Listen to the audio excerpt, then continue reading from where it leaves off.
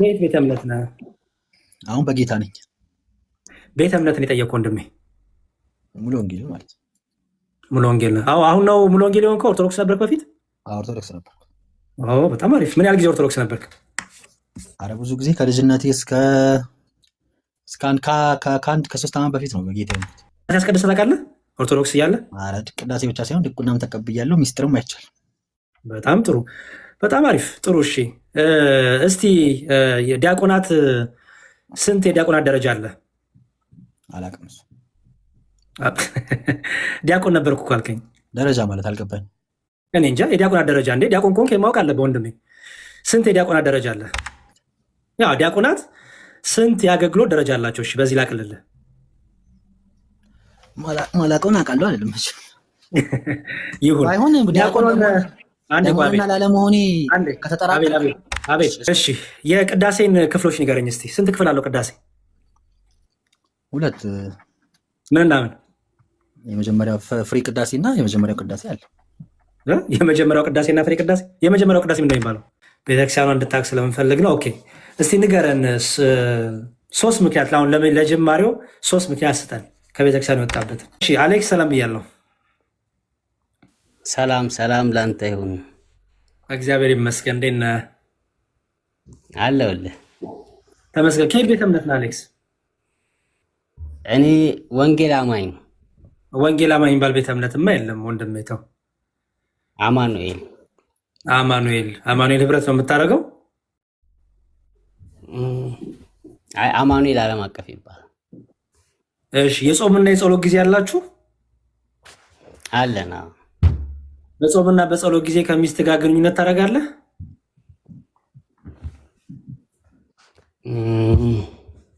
አሁን ፐርሰናል ከምናደርገው መጽሐፉ ምን ይላል የሚለውን ታደርጋለህ ወይ ነው። ታደርጋለህ ያልኩህ ለመሰለህ ቤተክርስቲያን ምን ብላ ነው የምታዝህ ለማለት ነው። እኔ ቤተክርስቲያኔ ስለምታዘኝ በጾም ጊዜ አላረግም። ምክንያቱም ቤተክርስቲያኔ ምንጬ ናት፣ ትምህርቴ ናት።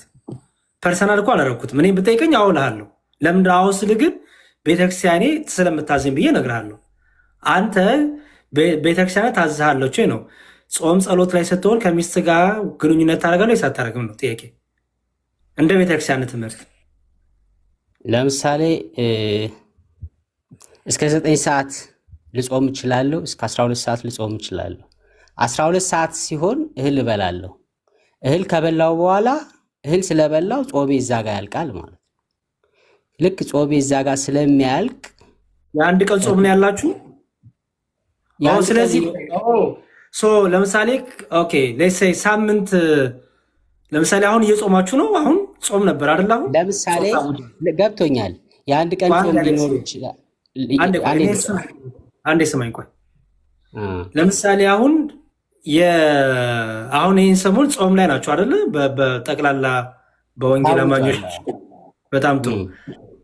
አሁን በዚህ በታወጀው ጾም ውስጥ ጾሙ ተጀምሮ እስኪያልቅ ድረስ ግንኙነት ታደርጋለህ ወይስ ለምሳሌ ዛሬ በላህ ግንኙነት ታደርጋለህ? እንደዛ ነው የምትለኝ? ግንኙነት ለጸሎት ነው ተከላከሉ የሚለው እንጂ ለጾም ተከላከሉ አይልም መጽሐፉ። ጾም ማለት ነው ወደ ፈጣሪ ጸሎትን ማቅረብ ማለት ነው። ታዲያ ለጸሎት እኮ አልኩህ፣ ጾምን እኮ መልሰህ አባባሌ ሶሪ ጸሎት ጾም ማለት ነው። ሌላ የፈለግኩት ጾም ማለት ትርጉም ማለት ነው። ጾም ማለት አለመብላት ማለት ነው፣ መተው ማለት ነው ባጭሩ። እሺ ወንድሜ ጾም ማለት ትርጉሙ ችግር ማለት ነው። አሌክሶ አለመብላት ማለት ነው። ቆይ ስማኝ አሌክሶ፣ ብታዳምጥ እኮ ይጠቅምሃል እኮ ወንድሜ። ጾመ ሲባል ተወ ማለት ነው። ተወ ሲባል ተከለከለ ሲባል ለምግብ ብቻ አይደለም፣ ከጊዜያዊ ነገሮች ይከለከላል። ኦኬ ለምሳሌ ከግንኙነት ሊሆን ይችላል፣ ከምግብ ሊሆን ይችላል፣ ኦኬ ከአንዳንድ ነገሮች ሊሆን ይችላል። ለጊዜው ይከለከላል። ለምሳሌ ከምግብ ከግንኙነት ለጊዜው ነው የሚከለከለው። ኦኬ ለጊዜው ስለመከልከሉ ጥቅስ በጾም ማለት ነው። ጾም ያለ ጸሎት አለ? እስቲ ጾም ያለ ጸሎት አለ አለ? ይሄው አሁን ጸሎት እኮ እያለ ነው። አንደኛ ቆሮንቶስ ምዕራፍ አሌክስ ጥያቄ ጾም ያለ ጸሎት አለ ወይ? ለምሳሌ እየጾምክ ጸሎት አለ የለም? ለምሳሌ ጾም ስትጾም ጸሎት አለው የለውም? ሊኖረውም ላይኖረውም ይችላል። እሱ ስራ ላይ ሆነ ልጾም ትችላለህ። ስለዚህ አሁን እንዳንተ ቤተክርስቲያን ስራ ላይ ሆነ ቢሮ ስራ ላይ ሆነ ስማኝ። ለምሳሌ አሁን የጾም አዋጅ ላይ ናቸው አይደለ? ኦኬ የጸሎት ጊዜ አይደለም ጾም ሲባል ለምሳሌ እስከ 10 ሰዓት ይጾማል ይጸለያል። ከ10 ሰዓት በኋላ ያበቃል። ምን ጾሙ ይቆም? በቃ ጸሎቱ ይቆማል፣ ጾሙ ይቆማል? ኖ ነገ ደግሞ ጠዋት ከማለዳ 3 ሰዓት እስከ 10 ሰዓት ይቀጥላል እኮ። ይሄ ቆይ አንድ ቀን ጾም አይደለም የምናወራው። ለምሳሌ ለወር አይደለ ጾሙ የተሰጣችሁ? ልክ ነው። ኦኬ አሁን በዚህ ወር ውስጥ ስትጾም ጸሎት አለው ወይስ የለውም? አለው። ኦኬ ጸሎት ውስጥ ጾም አለው የለውም? አለው። ኦኬ ቅዱስ ጳውሎስ ለጸሎት ትጉ ዘንድ ተስማምታችሁ ለጊዜው ካልሆነ በቀር ለጊዜው ተከልከሉ የሚለው ምንን ነው? ተከልከሉ አይልም እኮ ተስማምታችሁ። የሰዎቹ ፈቃድ አለበት፣ ትእዛዝ አይደለም። አሌክስ ኖ የራስህን ሀሳብ በክፍሉ ላይ አትናገር ነው። እያዳመጥክ ፕሊዝ። ለጸሎት ትተጉ ዘንድ ተስማምታችሁ ለጊዜው ካልሆነ በቀር ለጊዜው የተባለው ምንድን ነው? እናንብበው። ለምን አላነብልህም? እባክህ አሌክስ በጣም እንትናት ሌሊት ነው እኔ ጋር በጣም እየደከመኝ ነው። ቅድም ጀምሮ አንብበዋል፣ አሁንም አንብቤልሃለሁ። ስማኝ። ለጸሎት ትተጉ ዘንድ ተስማምታችሁ ለጊዜው ካልሆነ በቀር ለጊዜው ተብሎ የጠቀሰው እዚህ ጋር ምንድን ነው? አትከላከሉ እኮ ነው። ተከላከሉ አይደለም ለጊዜው እኮ የሚለው። ለጊዜው የተባለው ምንድን ነው? ጊዜው አጭር ነው መሆን ያለበት። ለጊዜው የተባለው ምንድን ነው? ለጊዜው የተባለው ምንድን ነው? ለጸሎት የጸሎት ሰዓት የተባለው ምንድን ነው? እኔ ልተርጉምልህ እየጠየኩህ እኮ ነው። ለጊዜው የተባለው ምንድን ነው? ቃሉን ይኸውልህ፣ ይቅርታ፣ ለጸሎት ትተጉ ዘንድ ለጸሎት ብሎ አስቀምጧል። ለጸሎት ትተጉ ዘንድ ተስማምታችሁ ለጊዜው የተባለው ካልተስማሙ ተግባራዊ አይሆንም ማለት ነው። የጠየኩህ እሱን አይደለም የጠየኩህ። ለጊዜው የተባለው ምንድን ነው? እዚህ ጋር ለአጭር ጊዜ ማለት ነው እንጂ ለ2 ወር አይደለም። ለጊዜው የተባለው ምን ነው? ሴክሹዋል ሪሌሽንሽፕ። በመጨረሻ ያገኘው መልሱን ጎበዝ። ሴክሹዋል ሪሌሽንሽፑን ለጸሎት ትተጉ ዘንድ በጸሎት ጊዜ ሴክሹዋል ሪሌሽንሽፕ አታርጉ፣ ለጊዜው አታርጉ አይደለም የሚለው። ለጊዜው ተስማምታችሁ ኦፕሽናል ነው። ተስማምታችሁ እኮ ነው ወንድሜ፣ ኦፕሽናል ትእዛዝ አይደለም። ተስማምተክ ነው። ኦፍ ኮርስ ተስማምተክ። ካልተስማማ አንደኛው ወገን ተግባራዊ ሊሆን አይችልም። ኦኬ አሁን ይሄ አንተ እምነት ነው። እኔ ደግሞ በእኔ ቤተክርስቲያን በእኔ ትዳር የእኔ ትዳር ሲጀምር መደማመጥ አለው። የእኔ ስሜት ብቻ የሚባል ነገር የለውም። የእኔ ትዳር ነው የምነግርህ። የአንተ ትዳር ትነግረኛለህ። የእኔን ትዳር ልንገርህ። የእኔ ኦርቶዶክሳዊ ጋብቻ ምን ይመስላል መሰለህ? እኔ ለሚስቴ ፈቃድ እገዛለሁ፣ ሚስቴ የኔ ፈቃድ ትገዛለች። እኔ ሰውነቴ ላይ ስልጣን የለኝም። ሰውነቴ ሚስቴ ናት ባለስልጣኗ። ሚስቴ በሰውነቴ ስልጣን የላትም። የሰውነቷ ባለስልጣን እኔ ነኝ። ስለዚህ እኔ አልልም ማለት ነው። የእኔ ስሜት፣ የእኔ ፍላጎት፣ የእኔ ምናምን አልልም። ምንድነው የምናደርገው መሰለህ? እናገራለን። ጾም ሊገባ ነው። ጾም ሊገባ ስለሆነ ለጊዜው ግንኙነት አናረግም። ይልቁንም እናረጋለን በጾም በጸሎት ተግተን ስለ ትዳራችን፣ ስለ ህይወታችን፣ ስለ ልጆቻችን እግዚአብሔርን ትዳራችንን እንዲባረክልን እንጠይቃለን። እዚህ ውስጥ ኖ የሚል ሰው የለም። ኖ ብላኝ የማጣቀም ቋን ልጨርስ አንዴ። የአንተን ትዳር ትነግረኛለህ። በእኔና በእሷ መካከል ኖ የእኔ ስሜት ይሁን ኖ የእኔ ስሜት ይሁን የሚባል ነገር የለም። ምክንያቱም ትዳሩ በራሱ አንድ አካል ሆነናል። አንድ አካል ስለሆንን የእኔ ስሜት ጠብቂ አላትም። አንድ አካል የእኔ ስሜት ብቻ ጠብቅ አትለኝም። እንናገርና ምን እናደርጋለን? የበለጠው ክብር የቱ ነው ያለው? የበለጠው ጸጋ ቤቱ ነው የሚገኘው ስንል በጸሎቱ በመከልከላችን የምናገኘው ጸጋ ይበዛል። ስለዚህ ለመንፈሳዊ ጥቅማችን ስንል፣ ለመንፈሳዊ ጸጋ በረከታችን ስንል፣ ከእግዚአብሔር ዘንድ ስለምንቀበለው በረከት ስንል ለጊዜው ከግንኙነት እናቆማለን። ይህም በደስታ በፍላጎታችን እግዚአብሔርን በጣም በጣም አክብረ ነው ደስ ብሎን የምናደርገው ነው። በዚህ ደግሞ በጣም ትጠቅመናል። አሁን ያንተን ትዳር ንገረኝ። በመሰረተ ሀሳብ ደረጃ አሁን ለምሳሌ ቅድምም 2 ነጥቦች አንስታችኋል። ስለ ተክሊል፣ ፕላስ እሱ አትመለከትም አንተን። አንዴ ወንድሜ ገብቶኛል የአንተን ትምህርት ነው ንገረኝ። ተክሊል ገብቶኛል። እኛን ነው ይመለከተን። ኖ ኖ ኖ ቆይ ስማኝ። እኔ የኔን ትምህርት የነገርኩህ የአንተን ትምህርት ንገረኝ። ተክሊልን ቶ ፕሊዝ። ይሄ የኦርቶዶክስ ቅዱስ ጋብቻ ከቅዱስ ሚስጥራት ጋር ያለው የእኛ ትምህርት ነው። የአንተን ትምህርት ንገረኝ። አሁን ምን አልክ አንተ? አንዱን ቢብል ግን አልከኝ። ኦኬ ልጨርስልሽ። እሺ ተረድቻለሁ። ሃይላይት ሰጥቼ ልለፍ ብዬ ነው። እሱን የኔን ትምህርት ለምን ሃይላይት የምትሰጠኝ? የራሴን ልንገርህ፣ ችግር የለም። የራሴ ጋብቻን በተመለከተ በየትኛውም መጽሐፍ ቅዱስ ክፍል የትኛውም ሐዋርያ በቤተ ክርስቲያን ጋብቻን እንዲፈጽሙ ትእዛዝ አልሰጠም። ቅዱስ ቁርባን እንዲፈጸም በቤተ ክርስቲያን ታዟል። ስለ ራሴ ነው የምነግርህ። ስለ ቤተ እምነት ንገረኝ። ስለ አንተ ቤተ እምነት ንገረኝ እኮ ስለ እሱ ነው የምነግርህ። እንደሱ እኮ የእምነት መግለጫ አንስጠኝ። ስለ ጋብቻ የእምነት መግለጫ አንስጠኝ። አንድ አዳምጠኝ። አንድ ስማኝ ወንድሜ። እኔ የቤተ እምነት መግለጫ አሳያለሁ ስለ ጋብቻ። አንተ የምታወራው ነገር ከቤተ እምነት አሳየኝ። መጽሐፍ ቅዱስ ላይ የለም እያልኩ ነው። የቤተ እምነት መግለጫ ላይ ሊኖር ይችላል። አንዴ ስማኝ። መጽሐፍ ቅዱስ ላይ አሌክስ በቤተ መቅደስ ተጋቡ የሚል በቤተክርስቲያን ተጋቡ የሚል የለም ነው። ስለዚህ ቤተ እምነትህ መግለጫ የለውም ማለት ነው። የእምነት መግለጫ መመሪያ የለውም። ይኖረዋል። እሱ የሰው ስርዓት ነው ልል ፈልጌ ነው። የመጽሐፍ ቅዱስ ስርዓት አይደለም ነው። የታመጡት ያንን መግለጫ ሰዎች ተስማምተው ክሬት ያደረጉት ነው። ስለዚህ የአንተ ቤተ እምነት የሰዎች ፍልስፍና ሀሳብ ነው የምትኖረው ማለት ነው። ሁሉም ቤተ እምነት የትኛው ያንተን ነው የኔንቶ ያንተን ቤተ እምነት ነው የሌለ ነገር ነው የሁላችን እናንተም ጋር እኛም ጋር ባይብል ላይ የሌለ ነገር ነው ያልኩ ነው። አሌክስ ስለ አንተ ቤተ እምነት እኮ አንተ እየመሰከርክ ነው። አንተ ቤተ እምነት ጋብቻን በተመለከተ በቤተ ክርስቲያን ኦኬ፣ ጩኸት አቁም ፕሊዝ። ኦኬ፣ ጩኸት አቁም አሌክስ።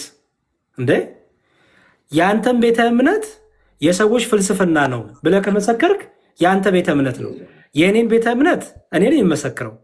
ስለ አንተ ቤተ እምነት ስትመሰክር የቤተ እምነት የእምነት መገለጫ የሰዎች ፍልስፍና ነው ብለሃል። የአንተ ጉዳይ ነው። አንተ አልክ፣ ተቀብዬልሃለሁ። ስለ እኔ ቤተ እምነት አንተ አትነግረኝም፣ ምክንያቱም ከኔ ጋር አብረህ አታደርግም። አንድነት የለህም፣ የምታውቀው ታሪክ የለም። ስለ አንተ ቤተ እምነት ገብቼ እኮ የአንተ ቤተ እምነት የቤተ እምነት መገለጫ የሰዎች ፍልስፍና ነው አላልኩም። ኦኬ፣ ምክንያቱም ከአንተ ቤተ እምነት ጋር ብረት የለኝም። እኔ አንዴ ስማኝ አሌክስ፣ ጥናት አድርጌያለሁ። አንዴ ስማኝ ፕሊዝ። የሁሉንም ቤተ እምነቶች ኦኬ፣ በቃ አስወርጃለሁ። እሺ ወንድሜ፣ የማታደምኝ እኮ ላስወርድ ነው። ፕሊዝ አዳምጠኝ። የሌሎቹን ቤተ እምነት አያገባም።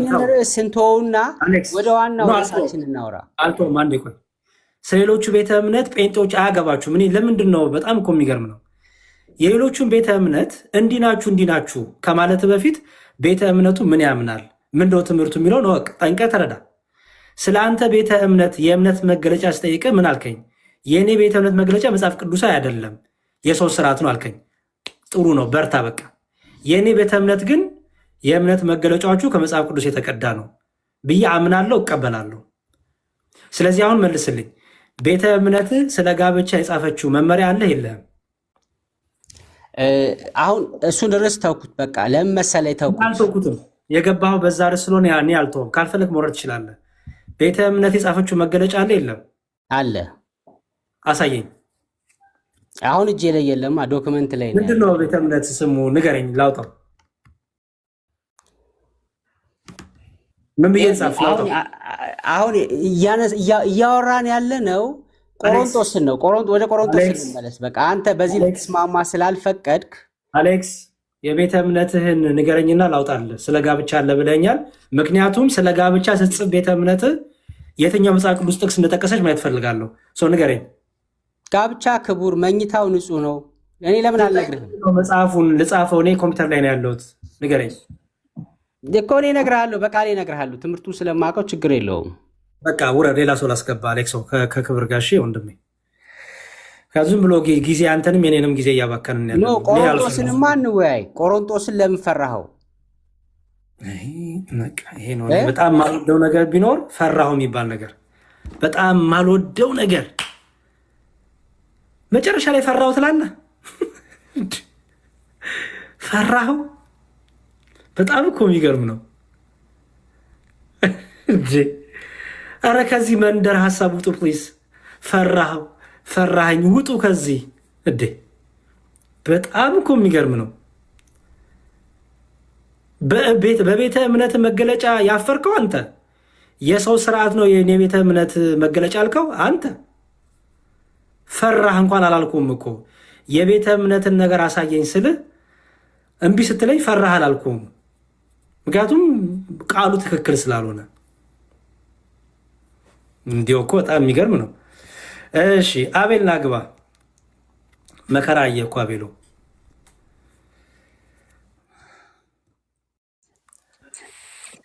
እሺ አቤል ሰላም ብያለሁ። ሰላም ሰላም። እግዚአብሔር ይመስገን። እንዴት ነህ? እግዚአብሔር ይመስገን። የት ቤተ እምነት ነህ? አሁን በጌታ ነኝ። ቤተ እምነትን የጠየቅኩ ወንድሜ ሙሉ ወንጌል ማለት ሙሉ ወንጌል ነህ? አዎ አሁን ነው ሙሉ ወንጌል የሆንከው? ኦርቶዶክስ ነበርክ በፊት?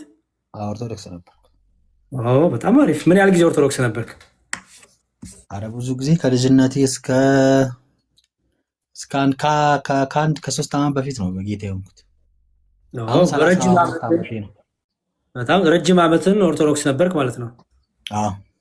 በጣም አሪፍ፣ በጣም ጥሩ ነው። አይ በጣም ጥሩ ነው። ቅዳሴ አስቀድሰህ ታውቃለህ ኦርቶዶክስ እያለ? ኧረ ቅዳሴ ብቻ ሳይሆን ድቁናም ተቀብያለሁ፣ ሚስጥርም አይቻል። በጣም ጥሩ፣ በጣም አሪፍ፣ ጥሩ። እሺ እስቲ ዲያቆናት ስንት የዲያቆናት ደረጃ አለ? አላውቅም።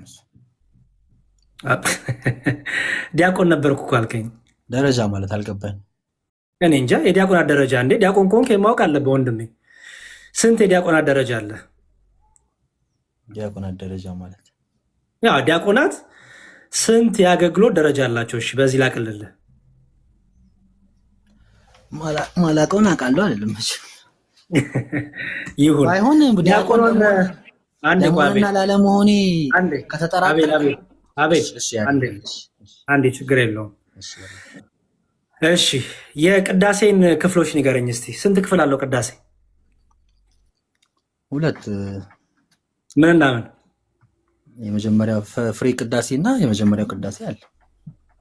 የመጀመሪያው ቅዳሴ እና ፍሬ ቅዳሴ። የመጀመሪያው ቅዳሴ ምንድነው የሚባለው? ምንድነው የመጀመሪያው ቅዳሴ? እስከ ድረስ ያለው ነው የመጀመሪያው ቅዳሴ። ያው ዲያቆኑ ቅዳሴ ከምን ላይ ነው የሚጀምረው? ፍሬ ቅዳሴ ከየትኛው ጀምሮ ያለው ነው ፍሬ ቅዳሴ? ከዛ ደግሞ የመጀመሪያው ቅዳሴ ያልከው ከየት እስከ የት ያለው ነው? ንዑሰ ክርስቲያን እስከሚለው ድረስ ዲያቆኑ ያለው የመጀመሪያው ቅዳሴ ነው። ከዛ በኋላ ያለው ፍሬ ቅዳሴ ነው። ፍሬ ቅዳሴ ክርስቲያን እስከሚል ድረስ ዲያቆኑ ምን አልከኝ? ዲያቆኑ ወጡ ንዑሰ ክርስቲያን ብሎ እስኪያውጅ ድረስ ያለው የመጀመሪያው ቅዳሴ ነው። ከዛ በኋላ ፍሬ ቅዳሴ ይመስለኛል። ፍሬ ቅዳሴ። እሺ ጥሩ። እንግዲህ ሁላችሁም እየሰማችሁ እየታዘባችሁ ጥሩ። ቅዳሴ ከማለቁ በፊት ቅዱስ ቁርባን ከውስጥ ሲወጣ ምን ይባላል? ተመልሶ ደግሞ ወደ ውስጥ ሲገባ ምን ይባላል? ድርገት መሰለኝ። ሲገባ ድርገት ነው። ድርገት መሰለኝ። ሲወጣስ? እንጃ። ሲወጣ አላውቅም። አንተ እንደምታውቀው ያው ህዝቡ ከመቁረቡ በፊት እኛ ውስጥ ቆርበን እናቆርባለን አይደል? እኔ የጠየቅኩ እሱን አይደለም። የጠየቅኩ ጥያቄ ቅዱስ ቁርባን ከውስጥ ወደ ውጭ ሲወጣ ልመልስልኝ። ችግር የለውም ችግር የለውም። ዲያቆን ሆነ ቀድሰህ አቁርበህ ታውቃለህ? ክቡር ደሙን ሰጥተህ ታውቃለህ? አላውቅም። አታውቅም? ክቡር ደሙን ለህዝቡ ዲያቆኑ የሚሰጥበት ምን ተብሎ ይጠራል? የሚሰጥበት ማለት ለህዝቡ የሚሰጥበት ክቡር ደሙ ምን ተብሎ ይጠራል? ምኑ የሚሰጥበት? ጽዋው የሚሰጥበት ነው ያልኩ እኮ። የሚይዝበት ዕቃ ነው የሚሰጥበት ነው ያልኩ።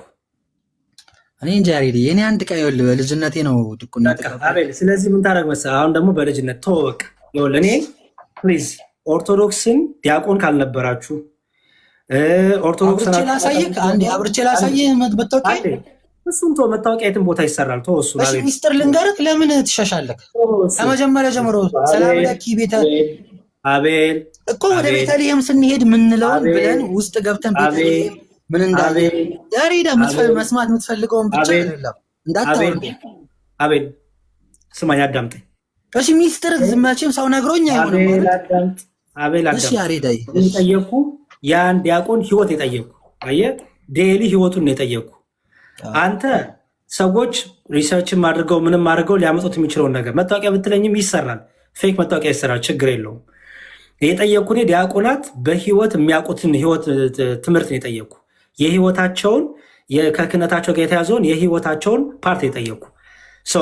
እሱን አታውቀው። እሱን ካላወቅከው ሆነ አታውቅም ማለት ነው። ብትኖርም ራሱ አልተማርክም።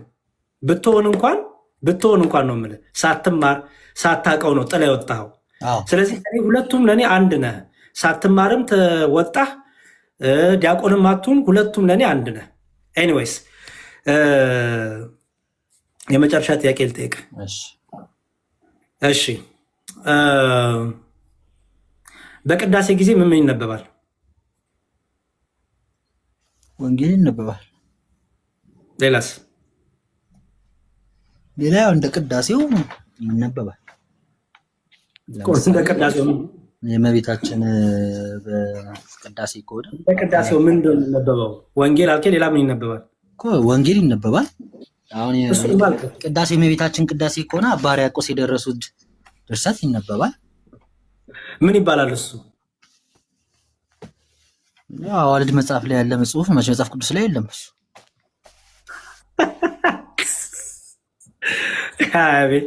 አቤል ይኸውልህ ወንድሜ፣ በቃ ዝም በል እሺ። ወንድም አለ እውነት ዝም ብለህ በቃ አታውቅም፣ አልተማርክም። እንደ የማህበሩ ተላላኪ ነህ እማማ ዝናሽ እንደሚሉት ይቅርታ በማለት ሳቄ። በቃ ዝም በል፣ እውነቴን ነው። አንደኛ ሰውም ይታዘባል። ፕሊዝ አቤል፣ እኔ ከልጅነቴ ጀምሮ በቤተ ክህነት በምንድነው በክህነት ማዕረግ በድቁና ሳገለግል ያደግኩኝ ነኝ። ቤዚክ ነገር በጣም የመጨረሻ ቤዚክ ነው የጠየቅኩ። አሁን ላይ አቤል ወንድሜ በጣም ብዙ የተማረ ነው። ቱ ቢ ኦነስት ኢቭን ጎረቤት የሚያውቅ ሰው ሊያዳምጥ ይችላል። ኦኬ መልክን እንኳን ባናውቀው በድምፅ ሊለዩ ይችላሉ። ውሸተኛ ትባላለህ። ኦኬ የማታውቀውን ነገር አላቅም ማለት በቃ አለቀ። ኖ እኔ አላቅም፣ አልተማርኩም። ሳልማር ነው የወጣሁት ከቤተ ክርስቲያን። አስተምሩኝ፣ ማወቅ እፈልጋለሁ በል እንጂ ዝም ብለው ነገር ከተናገርክ አሁን ዘመኑ ቻሌንጅ የምትደረግበት ነው። አንደኛ ለወንጌልም እውነት ክርስቲያን ነኝ ብለህም እንደዚህ አይነት መጋገጥ ውስጥ ለምን ትገባለህ? ይህ ነው ህሊናህንም ለምን ታስጨንቀዋለህ? ሰው እንደዛ አድርግ። አንዴ ቆይ መምህር ኤፍሬም እንኳን በሰላም መጡ። ጤና ይስጥልኝ። አንተሙ ክሌቱ ዲያቆናት እንዴት አላችሁ? እግዚአብሔር ይመስገን። ሰላም ነው? እግዚአብሔር ይመስገን። ሁሉን ሰላም ብዬ ሁለተኛውን ዲያቆን አንድ ጥያቄ መጠየቅ ፈለግኩ። እሺ ፈቃደኛ ከሆነ እሺ። ማን ነበር ስም? አቤል እንደምን አለ? እግዚአብሔር ይመስገን። አሁን ፕሮቴስታንት ሆኗል። 1-3 ዓመት ነው ፕሮቴስታንት ቆንቋል። አይ ገብቶኛል። ያው የድሮ ዲያቆን አይደል መቼስ ቃለ እግዚአብሔሩን እንደ ቃ ኑሮት አለ ደዞት አይደል የሚሄድ አድሬስ የሚያደርጉት አድሬስ ካደረጉት አንዳንዴ ሪካርድ አድርገው አንዳንድ ሰዎች ድራማ ይሰራሉ። ለዛ ነው መምህር እኮ አሁን እዚህ ቀጥሎ በሚኖረው አይደል የሚገለጸው እንደዚያ ነው። እና ወንድም ዓለም በቤተ መቅደስ ስንት ዲያቆን ነው ለአገልግሎት የሚገባው? እሺ ግን እኮ ማለት ነው አሁን መልስ ልሰጥ ስል ያሬድ እድል አይሰጠኝም። አሁን 1 ደቂቃ 20 ሰከንድ እንኳን እንዳወራ እድል አይሰጠኝም። ያሬድ እንትታ እኔ ጋር አሁን ለእርሶ መልስ መስጠት እችላለሁ፣ ግን ወደ ያስቆመኛል። አሁን 20 ሰከንድ እንኳን እንዳወራ እድል አይሰጠኝም። እንትታ ቀጥታ ትነግረኛለህ። ለኔ ስንት ዲያቆን ነው ቤተ መቅደስ የሚገባው በቅዳሴ ጊዜ? 4 ዲያቆን። በጣም ግሩም። ምን ነው የሚባሉ ስያሜያቸውን ንገረኝ እስኪ።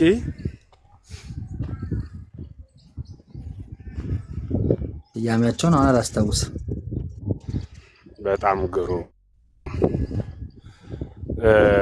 እንደዚህ አይነት ይሄ አደባባይ ላይ መጥቶ በቤተ ክርስቲያኗ ስም መዋሸት በጣም ዋጋ ያስከፍላል። ይሄ አንድ ቀን እንኳን በቤተ መቅደሱ ያለፈ ሰው ይቅርና በንግግር ተግባራዊ ጥያቄ ነው የጠየቁህ። ንግግር ከሆነ መሸምደድ ይቻላል በርካታ ነገሮችን።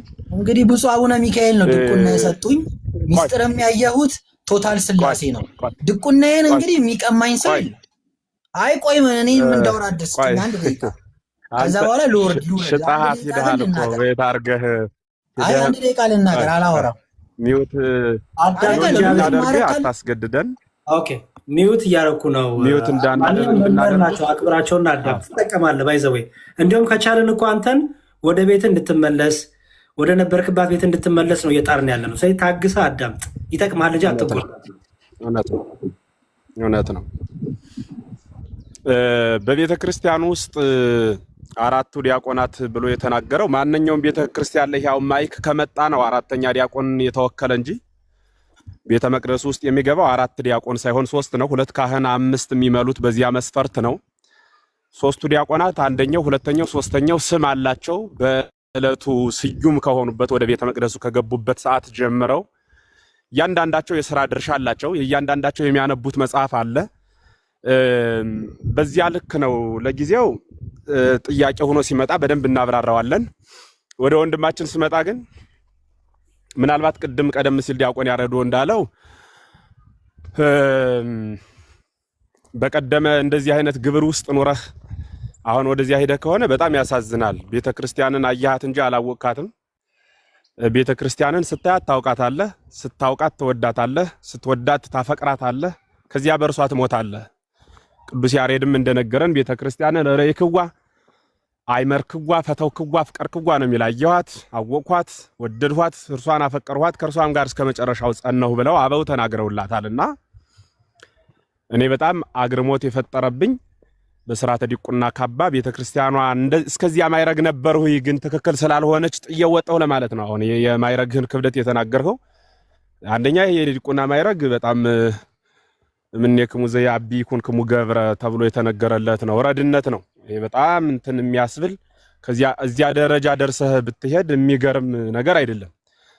ለካህናቱ ለአባቶቹ ስትላላክ ነበር ማለት ነው። ተላልከህም ከሆነ መላላክ ነው፣ ማገልገል ነው። ትሁት ስብዕናን ነው የሚያስተምረው።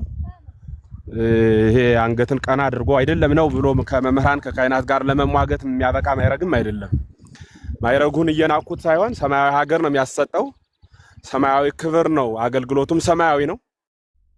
ሰማያዊው አገልግሎት ግን የዲቁና ድርሻው መላላክ ነው፣ ማገልገል ነው እና በቤተ መቅደሱ በኩል ለማለፍህ ምስጢራቱን ሰርችም ተደርጎ ጎግልም ላይ ዝም ብሎ አንድ ከዚህ የወጣ አንዳንድ ዲያቆንም ስለማይጠፋ እሱ የተናገረውን በመሸምደድ በዚያ እንትን ልንል እንችላለን፣ ልናውቀው እንችላለን። ማንም ሰው ከሌላም ቤተ እምነት ማለት ነው። ዳሩ ግን ዲያቆን መሆኑን መለየት ምንችልበት እኛን የምንጠይቅህ እንጂ አንተ ዲያቆን መሆንህን ሊያረጋግጥ የሚችል መታወቂያ ስላመጣህ አልፋ የሆነ ቃል እግዚአብሔር ስለጠየቅ አይደለም። ፈተና ሰው ሲፈተን እኔ የፈለኩትን ፈትኑኝ አይባልም። አጥንቶ የመጣውን ይህን ጠይቁኝ ካለ ይህ ፈተና አይባልም። ፈታኙ ነው በዚያ በመጣበት ሙያ ልክ ይዞታል ብሎ ያሰበውን ቃል እግዚአብሔር አውጥቶ ይጠይቀዋል። ያን ሲያልፍ ነው ዲያቆንም ዲያቆን ካህንም ካህን መምህሩ መምህር መሆኑ የሚታወቀው ማለት ነው። አንተ ዲያቆን ከሆን እኔ እንደ መምህር ጥያቄ ነው የጠየቅኩ። ያን ጥያቄ በስርዓት ግብረ መልስ መስጠት ነው። አይ ይሄን ረስቼዋለሁ ሌላ ጥያቄ ልጠየቅ ካል ደግሞ እኔ አሁን ጥያቄ የምጠይቅ የዜማ ጩኸት ነው የሚሆነው። ጻው ተንስ ጸልዩ አልልህም። አንድ ዲያቆን በቤተ መቅደሱ ሊጮኸው የሚገባውን አንድ የቃል እግዚአብሔር ክፍል ከቅዳሴ አውጥቼ ጠይቃለሁ ማለት ነው። ያንንም አሁንም ረስቼዋለሁ ከሆነ ግን ከረሳው ዲቁናውንም መርሳት ነው እንጂ በቤተ ክርስቲያኗ በኩል እንዲነበርሁ ብሎ ቤተ ክርስቲያኗ ለመውቀስና ለመክሰስ በሚመች መልክ ራስን ሸፍኖ መምጣት ይሄ ተገቢ አይደለም። ለቀጣይ በእንደዚህ አይነት ግብር አትገለጽ፣ መልካም አይደለም። በራስ ማንነት ጸንቶ መቆም ትልቅነት ስለሆነ ማለት ነው። እሱን ነው ልልህ የምችለው። እኔ ግን እልሃለሁ የኢትዮጵያ ኦርቶዶክስ ተዋሕዶ ቤተክርስቲያን ስንዱ እመቤት ናት። የአገልጋይ ድክመት ሊኖር ይችላል፣ አገልግሎቱ ግን አይደክምም። በሰማያውያን ቅዱሳን መላእክት ዘላለም ቅዱስ የሚባል በዚያ ህብረት የምንኖርባት ሰማያዊት ናት። የሆኑ ግለሰቦች ስርዓት ስለጣሱ ህግ ስላፈረሱ ነገሌ እንዲህ ናቸው እያሉ ቤተክርስቲያኗን ታላቋን ሰማያዊቷን ቤተክርስቲያን በምድራዊ አገልጋይ የለኩ የቤተክርስቲያኗን ስምና ዝና ክብሯን ዝቅ ለማድረግ መሞከር ግን ይሄ ነውር ነው። መስራቹ ባለቤቱ ክርስቶስ ነው፣ ሰማያዊት ናት። ስለሆነም ዛሬም በሯ ክፍት ነው። በመሄድህ ብትመጣ በመሄድህ የምንወቅስህ አይደለንም። በጠፋው ልጅ ሲመጣ አባቱ ደስ እንዳለው በሉቃስ ወንጌል አንበው ከሆነ ልክ እንደዚያ እኛም ብትመጣ ወደዩ ህልቀተ ውስጥ አጻቢሁ ብለን ለጣቱ ቀለበት አድርጉለት። አምጽኡ ለሃይመ መግዛአ ቀለበት የአንገት ማተብ አንድም ሃይማኖት አንድም ክርስቶስ ነው። ወደዩ ህልቀተ ውስጥ አጻቢሁ ለጣቶቹ ቀለበት ብሎ ጌታ እንደተናገረ እኛም ያንኑ ነው የምናዝልህ እንጂ አንከስም አንወቅስህም። ወደ አማናዊ ቤት መመለሱ ተገቢ ነውና ህሊና ያውቀዋል መቼም ያለህበትን ህይወት ያለህበትን ህልውና ህሊና ያውቀዋል። ከዚያ ራስክን አርቅ። ቤተክርስቲያን ማናት ብለህ ጥያቄ ጠይቅ። እኔ በግሌ እግዚአብሔር ምስክሬ ነው እዚህ ላይ ባለው በ1200 ሰው ፊት ልረከብህ እችላለሁ። ምንም አይነት ጥያቄ ካለ ጥያቄህን ለማስተናገድ ጊዜ ሰጥቼ ለማስተማር ዝግጁ ነኝ። ግብራችን ስለሆነ መልካም ስራ አይደለም ይሄ መምህር የተባልንበት ማስተማራችን ስለሆነ ማለት ነው። መልካም ስራ ሳይሆን ይሄ ስራው ማለት ነው። አህያ ቢጫን ጥሩ ስራ ሰራው አይልም፣ መጫን ስለሆነ ግብሩ ማለት ነው። መኪና ቢነዳ ተነዳው አይልም፣ ካልተነዳ መኪና ስለማይባል ኮንቴነር ነው የሚሆነው። መምህርም ምዕመን ነው የሚሆነው ካላስተማረ። ስራዬ ስለሆነ ብትማር ትናንት በህፃነት ነው እኔ ብለህ ስለተናገርህ በህፃነት ማለት ነው እንግዲህ ቤተክርስቲያኗን አገልግሎት ጥለው የወጣው የኦርቶዶክሳዊነትን የለቀቀው ባልበሰለ አይምሮ የተቻተን ቤተክርስቲያን ናስኪ በበሰለ አይምሮ ተማርና ከዚያ ተቻት። ጥያቄ ካለ ጠይቅ፣ ግብረ መልስ ይሰጣል። ከዚያ ለጥያቄዎች መልስ ስታገኝ ቤተክርስቲያኗ ለካን እንዲናት ሳላውቅሽ ጥየሽ ስለይሩ ይቅር በይኝ ብለህ ወደ እርሷ የምትመለስበትን መንገድ እግዚአብሔር ያድልህ ነው ልለው የምችለው። እንደዚህ ያናድርግ። ግሩም። እሺ አቤሎ አለ አለው ላዳመጥከን በጣም እናመሰግናለን። አሁን ምንድነው የምናደርገው መሰል አቤልዬ፣ እኔ ብትጠይቀኝ እንድትመለስ ፈልጋለሁ። ግን ስትመለስ ግን የወጣበትን ነገርም አውቀን በደንብ ጠንቅቀ አውቀ እንደምታው ኦርቶዶክስ እንደምታውቃት እጅን አውጣ ወደ ላይ እንጨፍን በቃ ጸድቄው ላምኛለሁ ብለህ ሂድ አትልህም። በደንብ እንድትማር እንድትጸናላት ትፈልጋለች። ምክንያቱም እስከ ሞት እስከ መከራ ድረስ መጽናት ስላለብህ። አምስቱ አዕማደ ምስጢራት ታውቃቸዋል አይደለ? የኦርቶዶክሳዊ ትምህርት ኦርቶዶክሳዊ ቤተ እምነታችን ዶግማ አላት፣ ቀኖና አላት፣ ቅዱስ ፊት አላት። ዶግማዎች ታውቃቸዋል አይደል? አቤሌ ሚስጥረ ስላሴ፣ ሚስጥረ ስጋዌ፣ ጎበዝ፣ ሚስጥረ ትንሣኤ ሙታን ይሁን። እሺ ሚስጥረ ስጋዌ፣ እሺ አልከኝ ቅድም።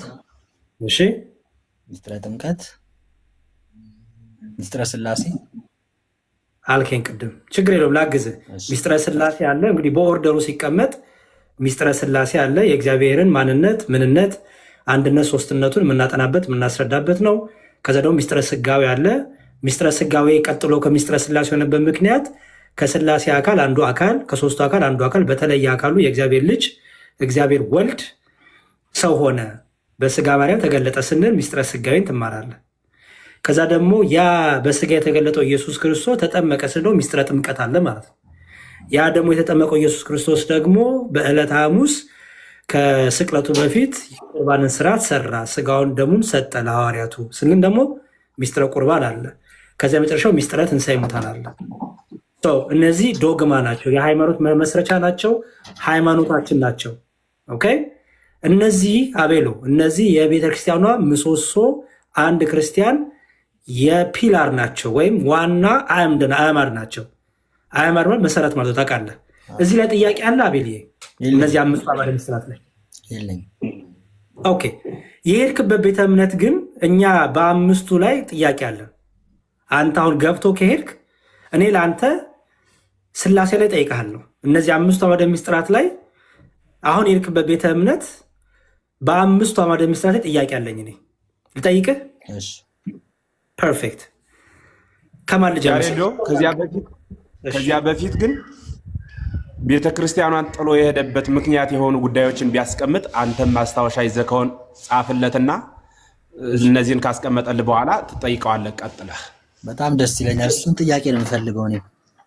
እኔ ደግሞ እሱን ያላስቀደምኩበት ምክንያት መሰሎት መምህር ኤፍሬም ብዙ ጊዜ ያሬዶ አንድ ጊዜ እችን እምነት ስለሆነ እሰጥሃለሁ ወንድሜ፣ ጊዜም እንዳልፈጅባችሁ ማለት ችግር የለውም። እኔ ቁጭ እላለሁ። አንተን ማዳን ከቻልኩኝ እኔ እቀመጣለሁ።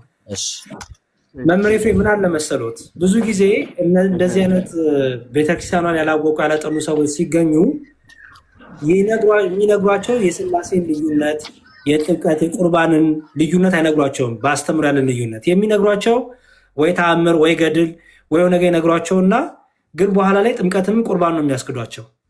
እና ብዙዎቹ ኦልሬዲ እነዚህን 5ቱን አዕማደ ምስጢራት መካዳቸውን ሳያውቁት ነው የሚክዱት።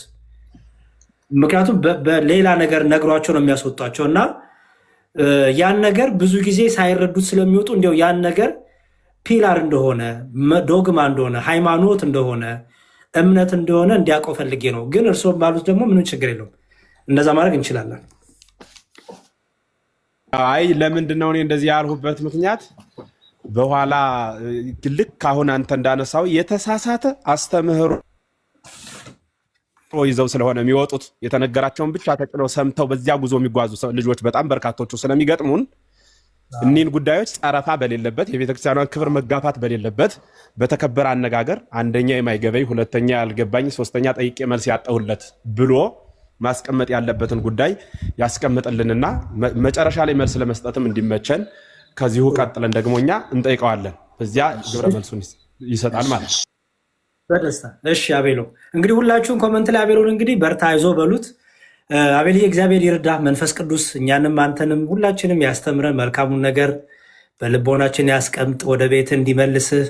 ይኸው እኔ ጋር ሌሊት ነው፣ ግን በቃ አንተን ማገዝ ስለምፈልግ ቤተክርስቲያኗ እንድታቅ ስለምፈልግ ነው። ኦኬ እስቲ ንገረን 3 ምክንያት አሁን ለጀማሪው 3 ምክንያት ስጠን ከቤተክርስቲያን የወጣበት። እሺ የመጀመሪያው ያሬድ አንተም እንደምታውቀው እኔ ማህሌት አድራለሁ። ቆይ እሱን ተው አቤልዬ ፕሊዝ፣ ጥያቄውን ልጀምር ነው። ከምን እንደምታውቀኝ ዲያቆን ነበርኩ እንደምታውቀኝ ዲያቆን ምናምን አይደለም። እኔ ጠማማ መንገድም አይደለም ልነግርህ ነው። ጥያቄን እኮ ነው። አቤል ስማኝ፣ ማህሌት እንደዚህ አድራለሁ የሚለውን ተወውና ለምሳሌ ትምህርቱ ላይ ጥያቄ ልነግርህ ስለሆነ ነው። ፕሊዝ አቤል ስማኝ አንዴ ቆይ።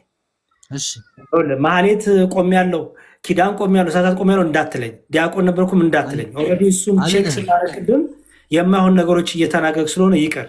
አሁን ምን ታደርጋለህ? ለምሳሌ ማህሌቱ ላይ የሚነሳው ነገር ጥያቄ ካለብህ ማህሌቱ ላይ የሚዜመው ማህሌቱ ላይ የሚነሳው ነገር ነው። እድሉ አልሰጠኝም እኮ እሱን ነገር ቀጥል።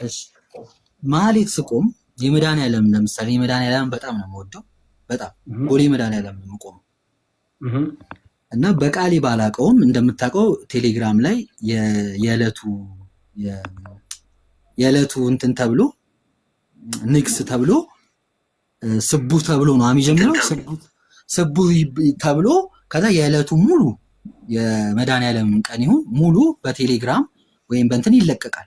እኔ መድኃኒዓለምን ስለምወደው ቦሌ መድኃኒዓለም ነው ማድረው፣ ይሄዳለሁ። ስቡ ተብሎ ይጀመራል። ግን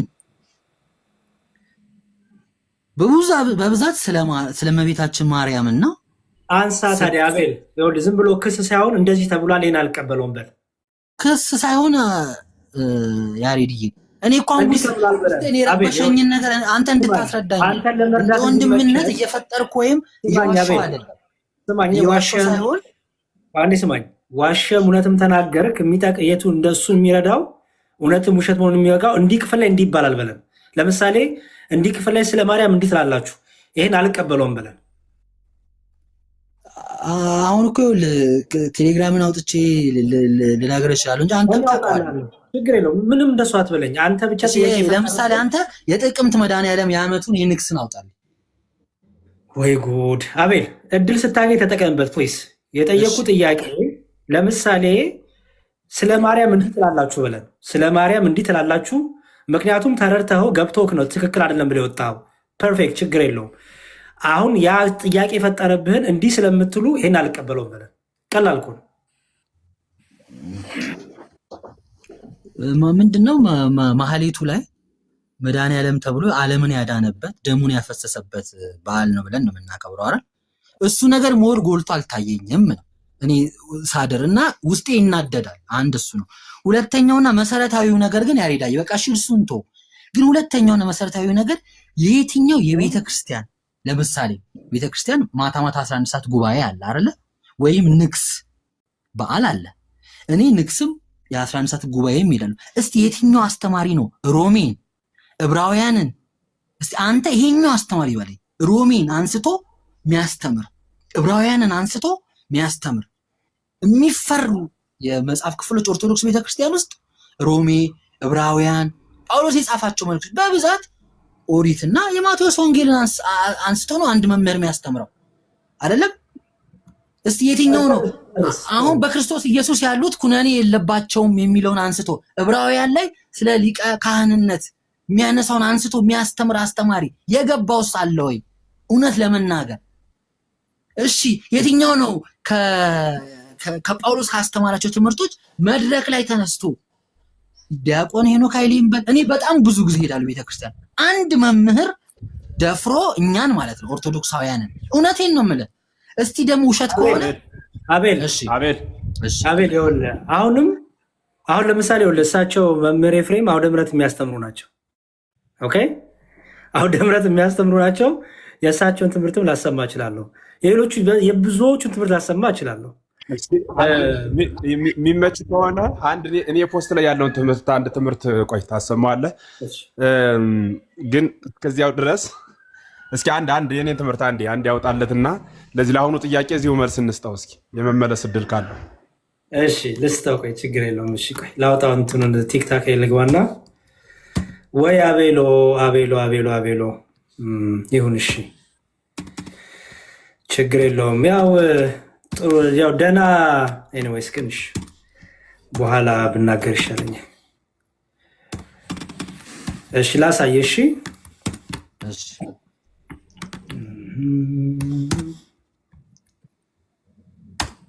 እሺ አቤሎ ምክንያት ይሄ መሆኑ ግን እንዲያው ይሁን ለአንተ በቂ ምክንያቱ ነው ሊሆን ይችላል። በእርግጥ እሺ ላዞር ካሜራዬን። የቱን ልክፈትለት መምህር?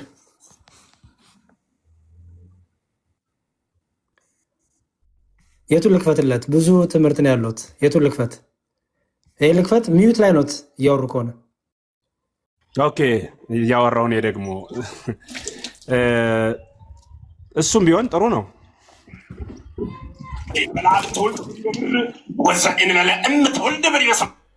ድህረ ስጋዌ ያልኳችሁና የመጨረሻው ደግሞ መገለጽ ነው።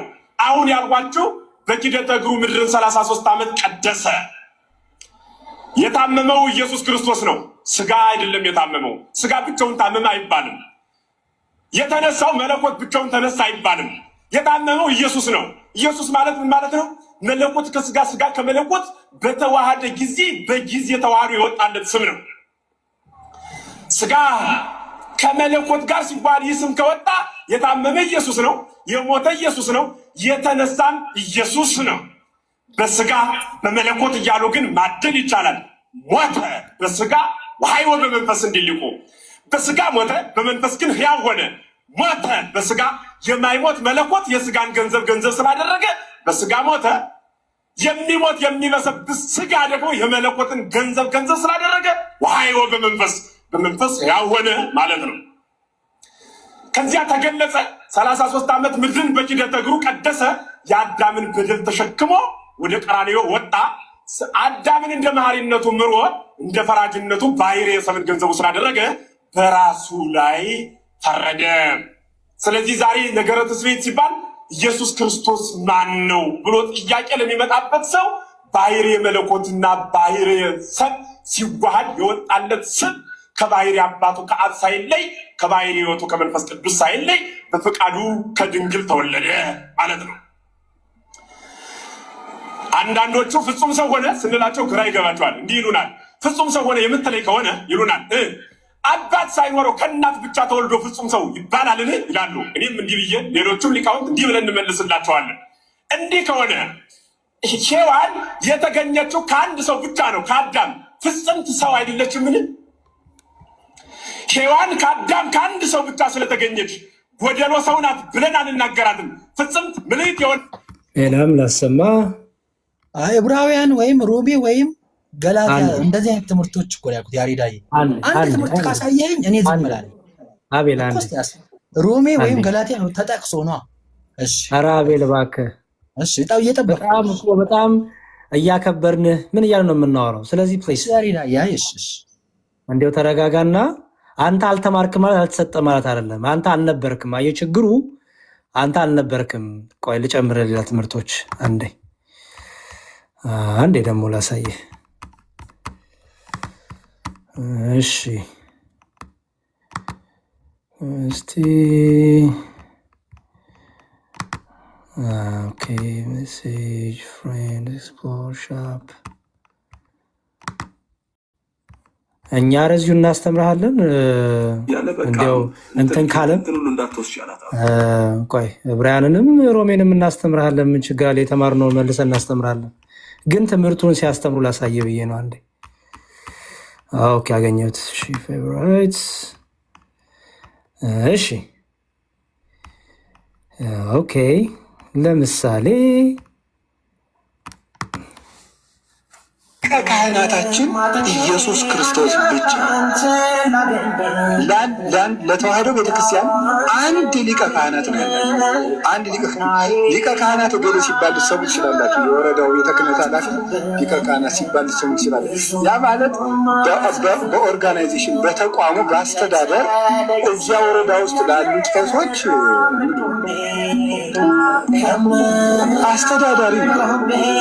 አስተዳዳሪ ሊቀ ካህናት እየተባለ ሌላ እንደሱ አይደለም። አስተዳዳሪ እነዛን የሚመራ ነው። የመሪነት ጉዳይ ነው እንጂ ከድህነት ጋር የሚያያዘው ግን ሊቀ ካህናታችን አንድ ነው፣ እርሱም ክርስቶስ ነው። ሌላ ሊቀ ካህናት የለንም። ሌሎቹ ካህናት ምንድናቸው ነው ያልኳቸው? የክርስቶስ መሳሪያዎች ናቸው። የክርስቶስ መሳሪያዎች ራዕየ ዮሐንስ ምዕራፍ 1 ላይ ምንድነው? ወውስተ ዲሁ ዘየማን ሰብኡ ከዋክብት፣ በቀኝ እጁም 7 ከዋክብት አሉ ይላል።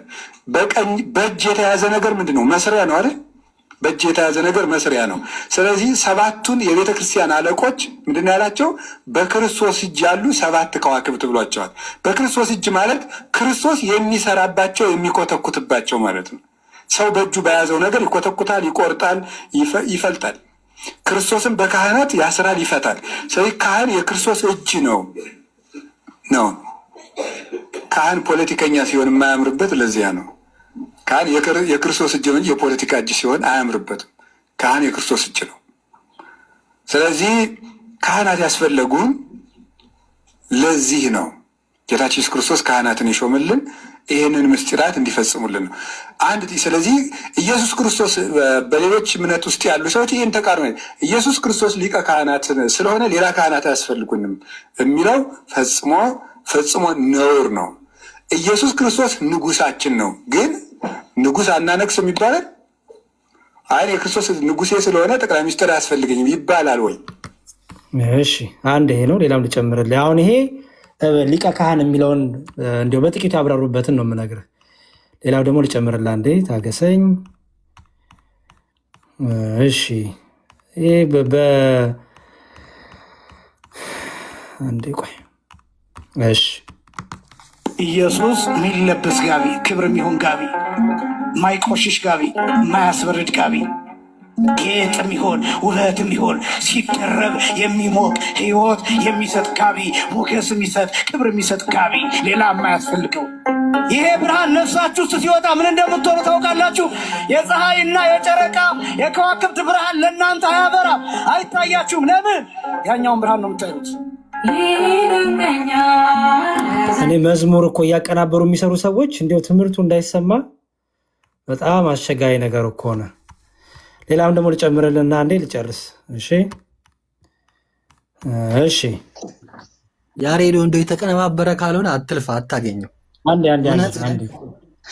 አቤል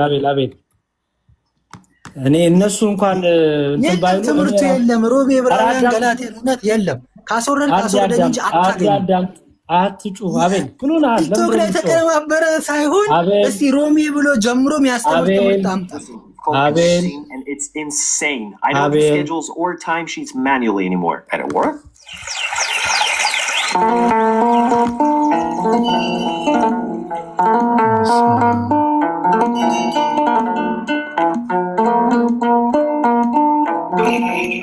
በስመ አብ ወወልድ ወመንፈስ ቅዱስ አሐዱ አምላክ አሜን። እንዴት ዋላችሁ? እንዴት ሰነበታችሁ? ለብርሃነ ልደቱ ለብርሃነ ጥምቀቱ ለሁሉም እንኳን አደረሳችሁ። አሜን። ዛሬ የጥያቄ መልስ የሆነ ትምህርት ነው የምንማማረው።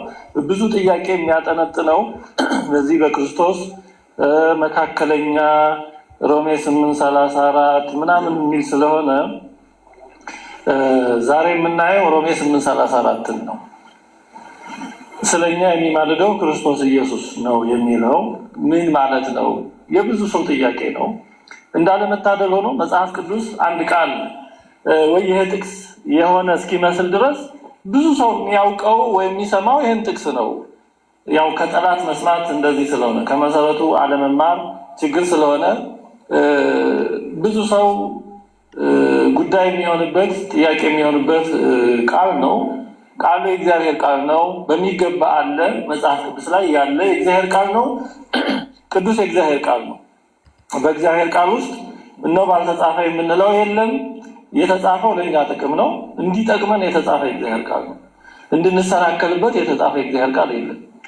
ስለዚህ ታዲያ ምን ማለት ነው? ስለኛ የሚማልደው ክርስቶስ ኢየሱስ ነው ማለት ምን ማለት ነው የሚለውን እናይና መካከለኛ የሚለውንም አብረን እናያለን። ምናልባት ጊዜ እሺ አቤል ምን ይመስላል?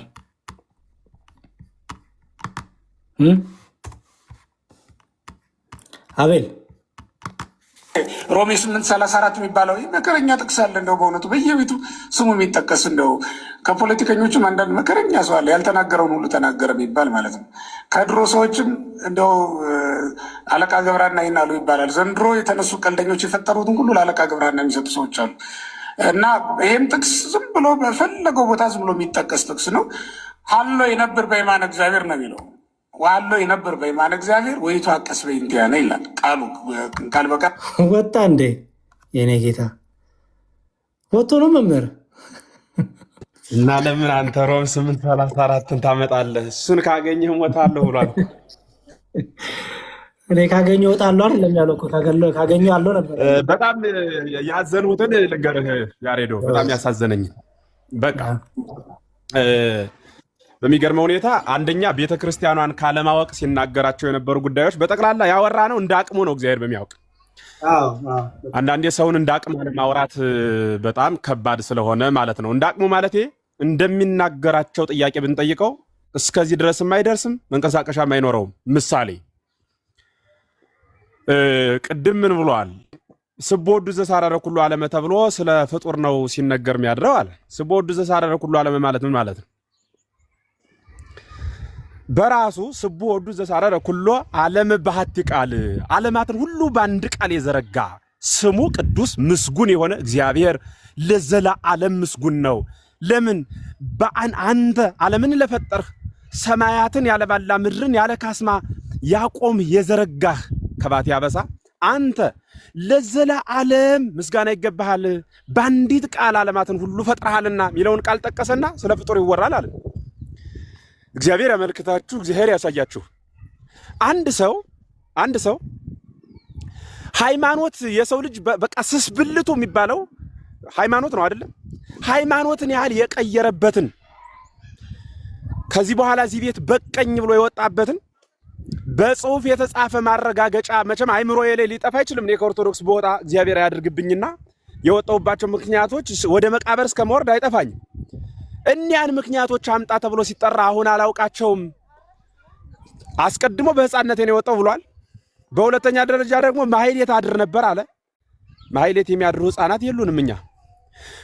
ሌላ እንደ አቅሙ ነው የጠየቅነው ያልኋችሁ። ማህሌቱ በጠቅላላ የሚባለው በግዕዝ ነው። ቅኔ ያውቃል ይሄ ልጅ ምን እንደሚባል ፈቶታል። ማህሌቱ ምን እያሉ እንደሚያድሩ ሊቃውንት ሰምቷቸዋል። ስለ ሥላሴ በጠቅላላ ሲነገር የሚያድረው ስለ ኢየሱስ ክርስቶስ ሰላም ለዝክረ ስምከ ተብሎ ነው የመድኃኒዓለም የሚጸነጸለው። ሰላም ለዝክረ አንዴ ልበለው በሞቴ ስለ ህዋሳቶቹ ብቻ ነው በግዕዝ ምነግራችሁ። ለዝክረ ስምከ ለስዕርተ ርስከ ለርስከ ለገጽከ ለቀራንቲከ ለአይንቲከ ለአይዛኒከ ለመላቲከ ለአይናፊከ ለከናፍሪከ ለአፎከ ለአስናኒከ ለልሳንከ ለቃልከ ለስትንፋስከ ለጉሬከ ለክሳድከ ለመትከፍትከ ለዘባንከ ለእንግዳከ ለህፅንከ ለይደዊከ ለመዛሪከ። ይህ ሁሉ መዘረዝረው ምን መስሏችሁ ነው? የህዋሳት ክፍሎች ናቸው። በአማርኛ አፍንጫ፣ ጣት፣ እጅ፣ እግር ማለት ነው። እኒን ሁሉ ህዋሳት እየጠራሽ በዜማ 9 ጊዜ 30 ጊዜ እየመለሰች አልጠግበው ብላ ኢየሱስ ክርስቶስ ማበ ነፍሴ አንተ ምን ብዬ ገልጬ ልናገር ስለ ቤተ ክርስቲያኗ? በዚያ መላ ሌሊቱን ማለት ነው የመድኃኒዓለም የሚቆመው ነው የምነግራችሁ። እሱ መድኃኒዓለም ቤተ ክርስቲያን እጃድራለሁ ነው ያላችሁ፣ ቅድም ሰምታችሁታል። የመድኃኒዓለም ቤተ ክርስቲያን የሚጮኸው ቃል እግዚአብሔር መልኩ በጠቅላላ መልኩ ሰላም ለምጻትከ ከኋላ እስከሚለው ድረስ ለዝክረ ስምከ ብሎ ጀምሮ ከ56 የማያንሱ መልኮች እየተነሱ ጊዜ ካለ ሁሉም ይጸነጸናሉ። ጊዜ ከጠፋ ግን አልፎ አልፎ ይጸነጸናል። ሌላው ግን በዜማ ያለ ጸናጽል በዜማ ሁሉም ይጮሃል። ሰላም ለዝክረ ስምከ ስመመሃላ ዘይየሱ ዘአንበረ ቅድመ እግዚአብሔር ባትሮንሱ ኢየሱስ ክርስቶስ ለዳዊት ባህር የከርሱ አክሊ ለስምከ እንዘ ይትጌጸል በይሬሱ አይጎራ ጻር ወረሰ ኢያሱ እየተባለ መላ ሌሊቱ የሚባለው ቃል እግዚአብሔር ነው ነገራችሁ። ስለ ኢየሱስ ክርስቶስ በመላ ግዕዝ ነው። በአማርኛ ብትሰሙት ጉልበት አይቆምም፣ ይበረከረካል። እግዚአብሔር ምስክሬ ነው። የቤተ ክርስቲያኗ ትምህርት ነው። ይሄንን ቅኔ ሳያውቅ ትርጉሙን ሳያውቀው ሳይረዳ የቤተ ክርስቲያኗን አስተምህሮ ሳያውቅ ፈርጦ ወጦ ቤተ ክርስቲያኗን በዜማዋ ለመክሰስ መነሳት ማለት ይሄ በጣም እኔ አለመታደል ነው። መሐሪ ነውና ይማርህ በይቅርታው ወደ ቤቱ ይመልስ ነው ልል የምችለው። አንድ ቦታ እንኳን ደግሞ ምን አለመሰላችሁ የዕብራውያን የጠቀሰ ሰው አንድ ሰው ፈልጉልኝ። ዕብራውያን ተጠቀሰ አልተጠቀሰ በአንድ ጥቅስ የተመሰረተ ሃይማኖት አለን እንደኛ? እሱ በእናንተ ቤተ እምነት ነው። እኛ በሆነ ጥቅስ የተመሰረተ በሆነ ጥቅስ የቆመ አስተምህሮ የለንም። በመላት መጽሐፍ ቅዱስን ነው የምንቀበለው። ቤተክርስቲያን ራሱን አስችላ ስልጣን ጥቅስ ይላል እንዴ? ዕብራውያንን በአንድምታ ነው እንጂ በትርጓሜ ነው እንጂ አስተማረችን። አንተ ጥቅስ ትላለህ እንዴ? ዕብራውያን ምዕራፍ 1 ቁጥር 1 ብላ ነው እንጂ በትርጓሜ በአንድምታ እንዲህ ማለት ነው ሊቀ ካህን ሲል እንዲህ ሊል ነው ብላ ትርጉም ያስተማረችን ቤተክርስቲያን ናት እንጂ በትርጓሜ በአንድምታ በቴዎሎጂ የምትሰጠው በትርጓሜ ቤተክርስቲያን ናት እንጂ በሰንበት ትምህርት ቤት ከህፃንነቱ ጀምራ እያስተማረች እየኮተኮተች ዕብራውያን ነው ያስተማረችን ቤተክርስቲያን ናት እንጂ በትርጓሜ የት ነውና የመጣው? የት ነውስ የተገኘው? ቤተ ክርስቲያን ይህን አታስተምሩም ብሎ ለመክሰስ ያበቃ ምንን መነሻ ይዘህ ነው? በጣም እግዚአብሔር በሚያውቅ አዝናለሁ። አስተዋይ ልቦና እግዚአብሔር ይስጥህ ነው ልል የምችለው። እግዚአብሔር ይስጥልን ዲያቆን ያሬድ። እሺ፣ አሜን አሜን። ቃሎት ያሰማልን መምህር ኤፍሬም ወንድማችን። እንግዲህ ተመለስ። እስካሁን ድረስ ታግሰን በእርሱ አቅም ያወራ ነው ለእርሱ በሚመጥን መልኩ ብለን ነው እንጂ እውነት ምክንያቱ ምንም በቂ ሆኖም አይደለም። ግን እስቲ እንዲያው የሚመጥን ነገር በሱ ልክ እንትን ብለን እናውራ፣ የእሱን አቅም ይዘን እናውራ ብለን ነው እንጂ ዩቲዩብ ላይ እንኳን ቢጽፍ ይወጣለታል። ዕብራውያን 7:25 ብሎ ቢጽፍ ይወጣለታል። የእነ አባ ገብረ ኪዳን ትምህርት፣ የእነ ዲያቆን ያረጋል አበጋዝ ትምህርት፣ የብዙ ሰዎች ትምህርት ይወጣለታል። የፕሮቴስታንቱም የምን ፍቅር ነው ይወጣለታል። እና ያው ግን ወንድማችን ተምሮ አያውቅም። አውደ ምሕረቱን ጉባኤ ተሳትፎ አያውቅም። ምንም ሳታውቁ ወጥታችሁ ቤተክርስቲያኗን ደግሞ መልሳችሁ የምትከሱ አላችሁ። እና አቤላ ወንድማችን አሁንም ካለ ግባ ፕሊዝ፣ ግባና የምናግዝ ነገር ካለ እናግዛለን። ግን በተረፈ ዲያቆን ነበርኩ እንዲህ ነበርኩ እያላችሁ የምትናገሩት ነገር እኛ ዝም ብለን አሜን አሜን ስለማንል ቼክ ስለምናረጋችሁ እንደዛ ብትስተካከሉ ባትዋሹ ቢቀርባችሁ በተለይ ዲያቆን ነኝ እያሉ ያለው ነገር ጥሩ ነው ብዬ አምናለሁ። ሌላ ፕሮቴስታንት ካላችሁ አንድ ቁጥር ጽፋችሁ መውጋት ትችላላችሁ። መምህር በረከት እንኳን በሰላም መጡ። ሰላም ያሬድ፣ እንዴት ነህ? እንኳን በሰላም ቆያችሁኝ። ሰላም ነው። ሰላም ነው። እንኳን በሰላም መጡ። እንዴት ኖት? እግዚአብሔር ይመስገን። መምህራታችን እየጻፉ መሰለኝ ሳያስቡት ነው የወረዱት። ይወጣሉ፣ ኔትወርካቸው መሰለኝ። አንድ ነገር ለመጨመር ፈልጌ ነው ያሬዶ፣ ቅድም ከተባለው ላይ ይሄ አሁን ወንድማችን ሲያነሰው የነበረው ያው ብዙ ነገር የቤተክርስቲያንን ነገር ያለማወቅ ወይም ደግሞ አውቁም ቢሆን የመወንጀልም ሊሆን ይችላል። የሰውን ልብ አናቅም። እንደዚያ ሆኖ ግን የቤተክርስቲያንን የስብከት ዘዴ በፕሮቴስታንት አይን እያየው ይመስለኛል ችግሩ። የስብከት ዘዴያችን የአዲስ ኪዳንን መጽሐፍት የምንጠቀምበት መንገድ ይለያያል። ባይዘወይ እና እኛ አንዱ አሁን ጉዳዩን እናዙረውና የፕሮቴስታንት የስብከት መንገድ ትክክል ነው ብለን አናምንም። ለምሳሌ ሁሉንም ነገር ቅዱስ ጳውሎስ ላይ ማድረግ እኮ ትክክል አይደለም። እያንዳንዱ ስብከት ላይ የቅዱስ ጳውሎስ መልእክት መጠቀስ አለበት። ከቅዱስ ጳውሎስ መልእክትም ሮሜ፣ ገላትያ መጠቀስ አለበት።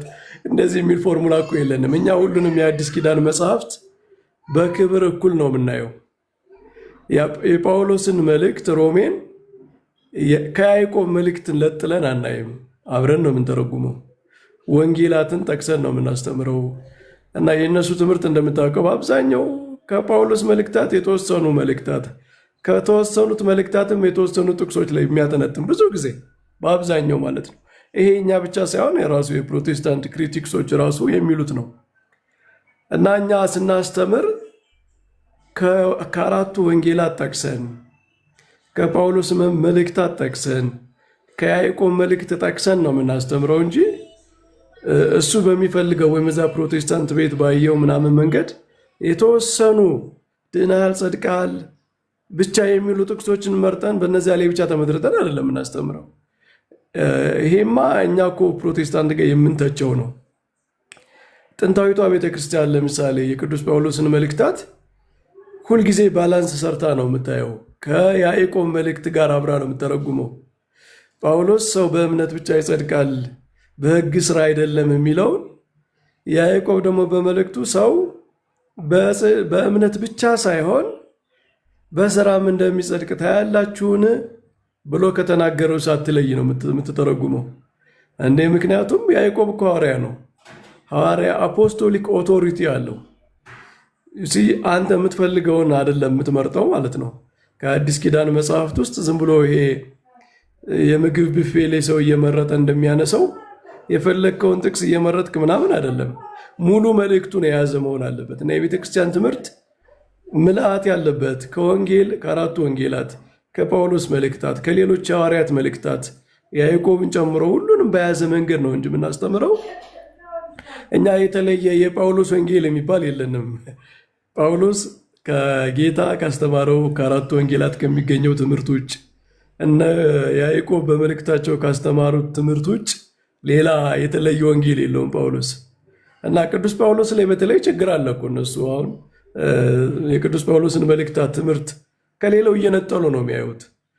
ዳትስ ሮንግ። ይሄ እኮ እኛ ፕሮቴስታንትን የምንተችበት አንዱ ወንጌልን ለምንድን ነው ማጠቅሱት ታስተምሩ? ጌታ ካስተማረው ትምህርት ውስጥ ጠቅሳችሁ ለምንድን ነው ማታስተምሩ? እስኪ ራንደምሊ አሁን ደግሞ እኛ ቻሌንጅ እንውሰድና ራንደምሊ አንድ የፕሮቴስታንት ስብከት አውረደ ዩቲዩብ ላይ አብዛኛው የሚጠቀሰው ማን ነው? ትምህርቱ የሚያጠነጥነው የት ላይ ነው? አራቱ ወንጌላት ይጠቀሳሉ ወይ? ጌታ ያስተማረው ትምህርት የያዕቆብ መልእክት ተጠቅሶ ያስተምራሉ ወይ? ሌሎቹ የሐዋርያት መልእክታት፣ የዮሐንስ መልእክት፣ የጴጥሮስ መልእክት፣ ራዕየ ዮሐንስ፣ ሌሎች ሙሉ የአዲስ ኪዳን መጽሐፍት በቂ ቦታ አግኝተዋል ወይ ብለን ደግሞ እናዞረዋለን ማለት ነው ጥያቄው። እና ይሄ ስህተት ነው።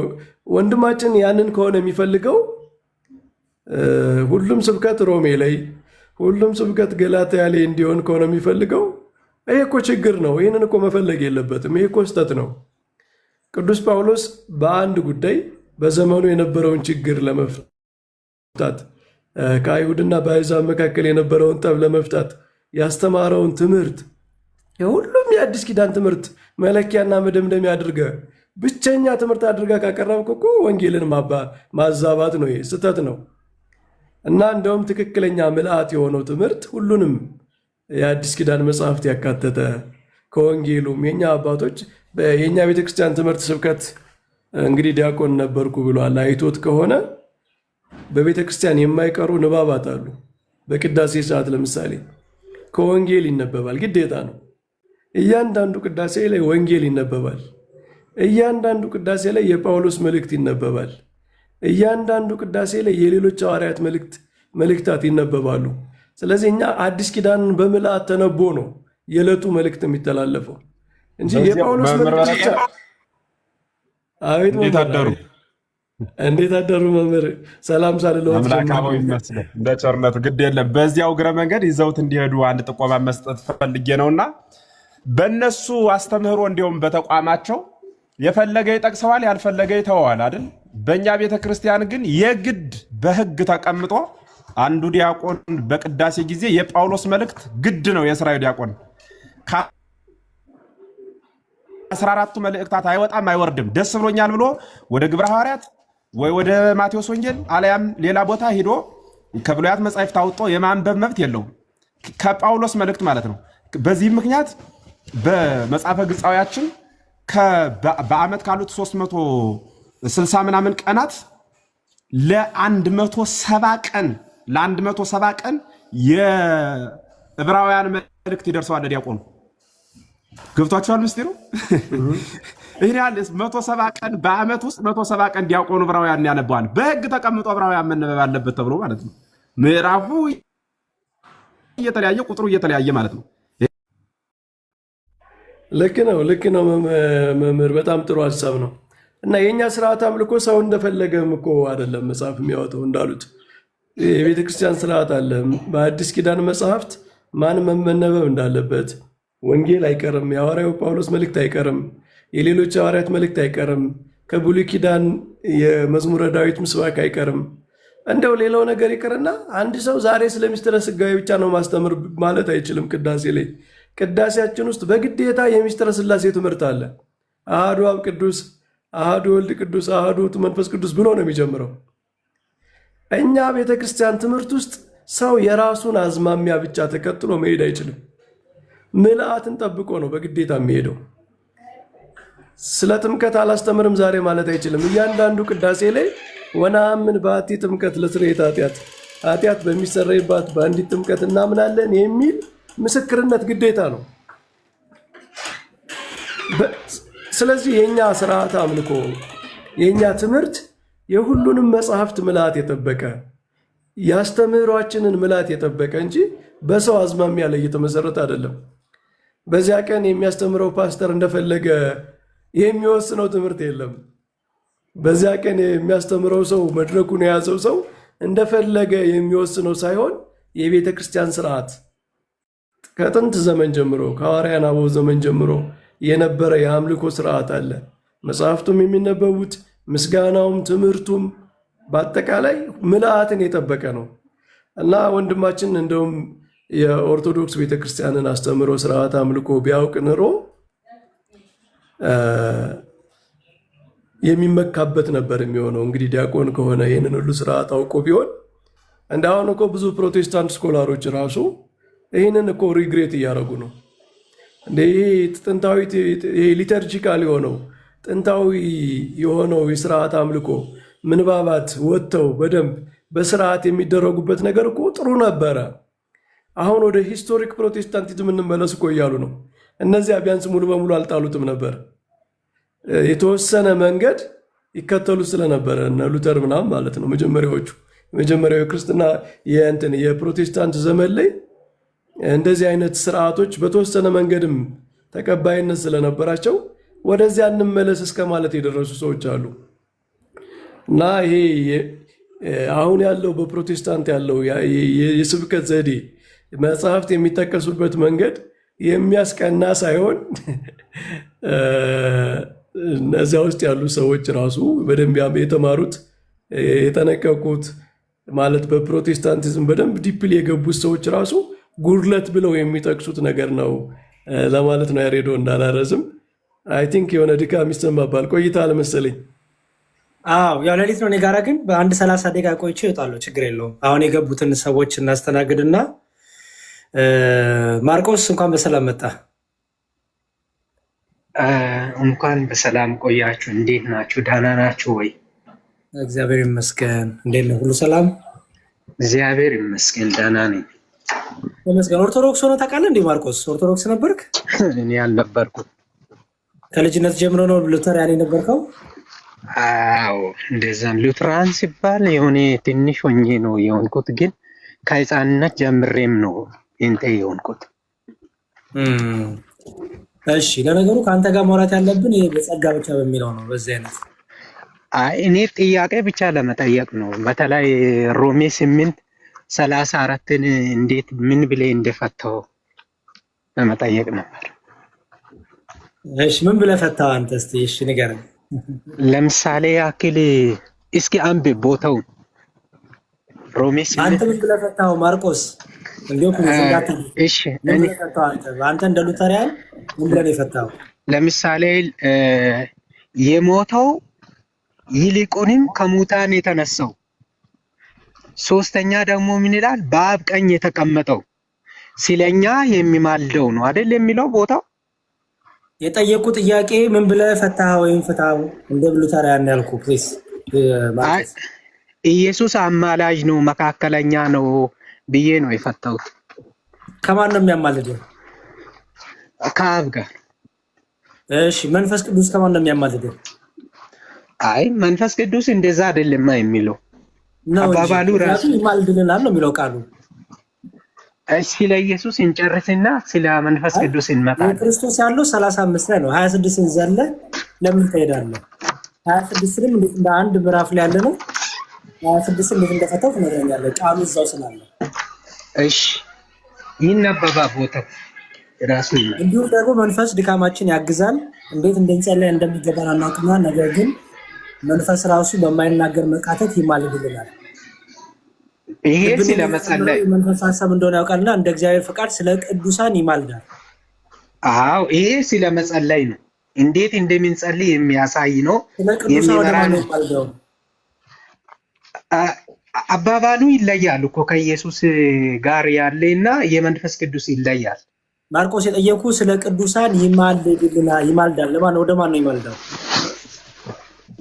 እሱ የሚለው እኮ እንዴት እንደምንጸልይ ያሳያል ነው እንጂ ይማልዳል። ስለ ቅዱሳን ይማልዳልና ነው የሚለው። ወደ ማን ነው ይማልደው?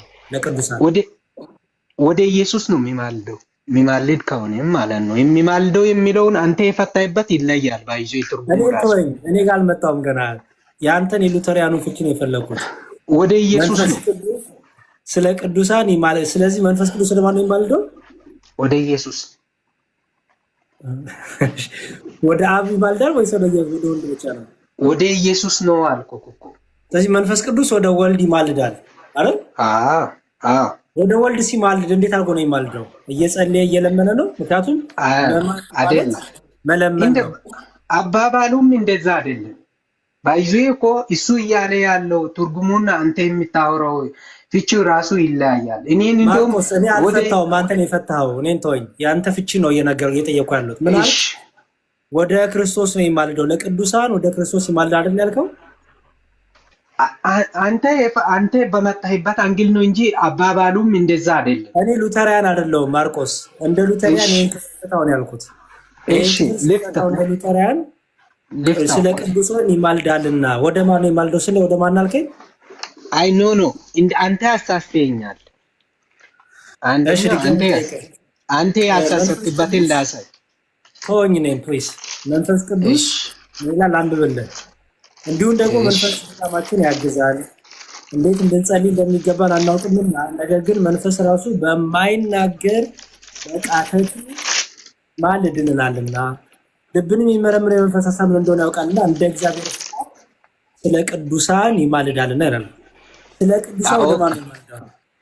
ይማልዳል የሚለው ይሄ ፍቺው ምንድነው? ከጸሎት ጋርና ከማገዝ ጋር የተያያዘ ነው እንጂ ይማልዳል ከሚለው ይጸልያል ከሚለው ወይም ያስታርቃል ከሚለው ጋር አይገናኝም። ስለ ቅዱሳን ወደ ማን ነው ይማልደው? ምክንያቱም ለቅዱሳን ይማልዳል ተብሏል። ኖ ስለ ኢየሱስ እንጨርስ እንጂ እንዴት ነው ወደ መንፈስ ቅዱስ ሳጨርስ 35 ላይ አንወርድም። 26ን ስጨርስ ወደ 35 የምንወርደው።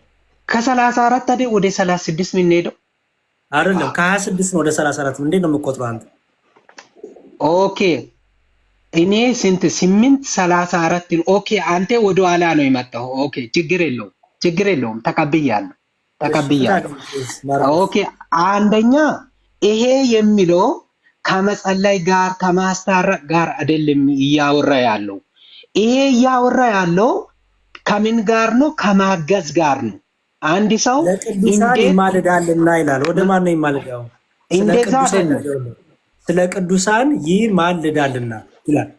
ይማልዳል የሚለው ከማገዝና ከመጸለይ ጋር ሳይሆን እኛ ከምንጸልየው ጸሎት አንጻር ነው እያወራ ያለው። ስለ ነው የሚለው ስለ ቅዱሳን ይማልዳል ማለት ነው። ፍታው መንፈስ ቅዱስ ቶታሊ ኢየሱስ ክርስቶስን የሚያሳይ ነው። ለሰዎች ኢየሱስ ክርስቶስን የሚያሳይ ሁለተኛ ለምሳሌ ኃጢአት ምንሰራ ኃጢአትን ሰርተሃል ብሎ የሚናገር ነው። ስለ ማርቆስዬ ስለ ቅዱሳን ለምሳሌ ስለ ቅዱሳን ከተባለ ስለ ቅዱሳን ማለት ነው። ስለ ቅዱሳን የሚለው አባባሉ እዚህ ጋር የተጠቀሰው ከእንትኑ ከአውዱ ጋር እኮ ነው የሚትሄደው። እንዴ ምን እየተናገረ ነው ከሚለው ጋር ነው የሚትሄደው እንጂ እኮ አውዱን ሳጠቅሶ እኔ ለምሳሌ ሄጄ ኢየሱስ ነው ብል ምን ያመጣል? ሌላ ማለት ነው። ማርቆስዬ ጥሩ እሺ፣ በቃ ይሄን ተናግሬ መምህር በረከት መምህር ኤፍሬም ይከተላሉ። ምልጃ ማለት ነው። ምልጃ ማለት ማስታረቅ ማለት ነው። ሌላ መለመንን ያካትታል። ንገረኝ ትርጉሞቹን፣ ፖሲብል ትርጉሞቹን ንገረኝ። ምልጃ ማለት ማስታረቅ፣ መለመን፣ ሌላስ? በቃ እነዚህን ሁለቱን አውቃለሁ። ሁለቱ ብቻ ናቸው? አይ እኔ ሁለቱን አውቃለሁ። ሁለቱን እኔ ነግሬሃለሁ። በአንተ እውቀት ሁለቱ ብቻ ናቸው? ምልጃ ማለት ማስታረቅና መለመን? አዎ እኔ በዚህ ሄጃለሁ። አንተ የምታውቀው ብዙ ሊኖር ይችላል። እዚህ ጋር ምልጃ የተነገረው ከሁለቱ የትኛው ነው? ሁለቱንም አያገናኝም እዚህ ጋር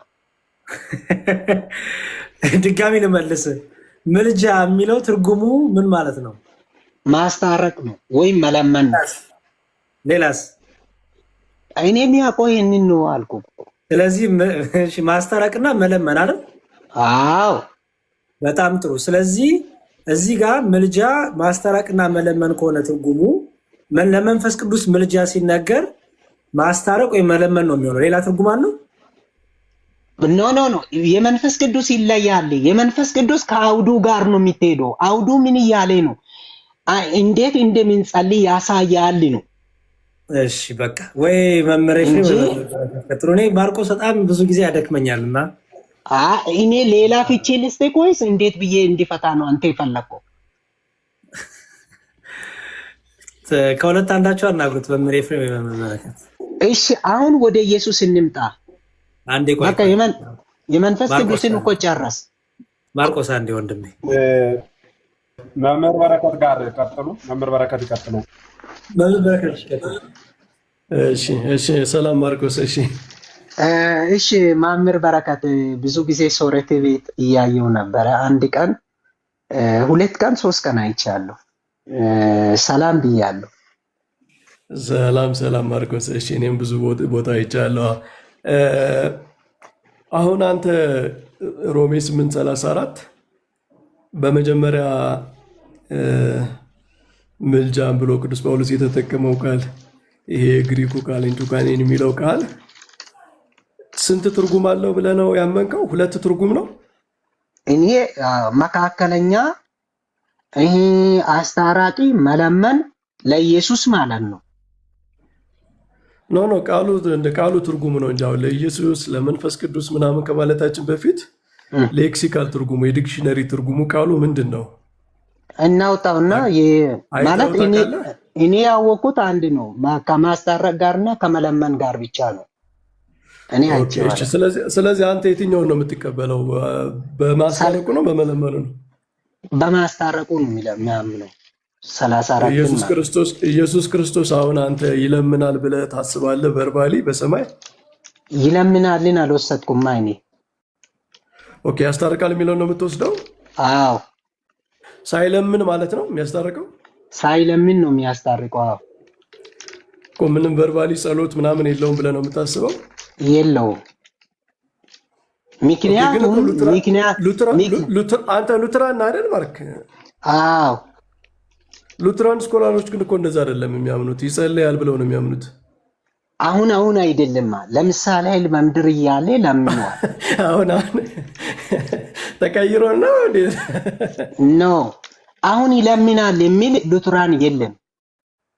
ቆይ ላውጣልህ። እሺ ቆይ ላውጣልህ። አሁን ይለምናል የሚል ሉትራን የለም። ከእናንተ ጋር በጣም የታወቀ ፍራንሲስ ፓይፐርን ታውቀዋለህ አይደል? እንግዲህ በጣም የሚዘሪ ሲኖር ላይ ዋና ሰው የነበረ ሰው ነው። የእሱን መጽሐፍ ቆይ ላውጣልህ። እስከዛ ተነጋገሩ። ኮምፒውተር እየከፈትኩ ነው። መዝሙር አሁን ወደ አባቶችም ወደ ሌላ ሳንሄድ እዚሁ በዚሁ ለምን አናወራ? አንዴ ማርቆስ አንዴ። እሺ ለምሳሌ እዚህ ጋር ቅዱስ ጳውሎስ የሚማልድሽ ሮም 8:34 ብቻ ይሄድልህ 26 ጋር ብዙም አልተግባባንም ልተወልህ። እሺ የሞተው ይልቁንም ከሙታን የተነሳው በእግዚአብሔር ቀኝ ያለው ደግሞ ስለኛ የሚማልደው ክርስቶስ ኢየሱስ ያለ አይደለ? ኦኬ በእግዚአብሔር ቀኝ ያለ ሲባልም ማለት ነው እግዚአብሔር ቀኝ የእግዚአብሔር ቀኝ ማለት ነው። አሁን እሱ ጥያቄ አይደለም፣ እሱ ላይ አይደለም እኛ ልናወራ የገባነው ስለማማለዱ ነው። ማርቆስ እባክህ እዛው ያለቃል ነው፣ እዛው መስመር ላይ ያለቃል ነው። ምክንያቱም በእግዚአብሔር ቀኝ ያለው ብሎ ስለኛ ይማልደው ብሎ ነው ተያይዞ ያለ ሐሳብ ነው። እሺ በእግዚአብሔር ቀኝ ማለት ነው። እሺ በእግዚአብሔር ቀኝ ማለት አንደኛ ስልጣን ነው። ሁለተኛ ኢየሱስ ክርስቶስ የተነሳው ሲያርግ ማለት ነው። ሲያርግ በሚታይ አካል ነው። በሚታይ አካል ስለሆነ ቀኙም ሊሆን ይችላል። ያ ለምሳሌ ኢየሱስ ክርስቶስ ሲያርግ ሊሆን ይችላል ማለት አልገባኝም። ምንድነው ያልከው?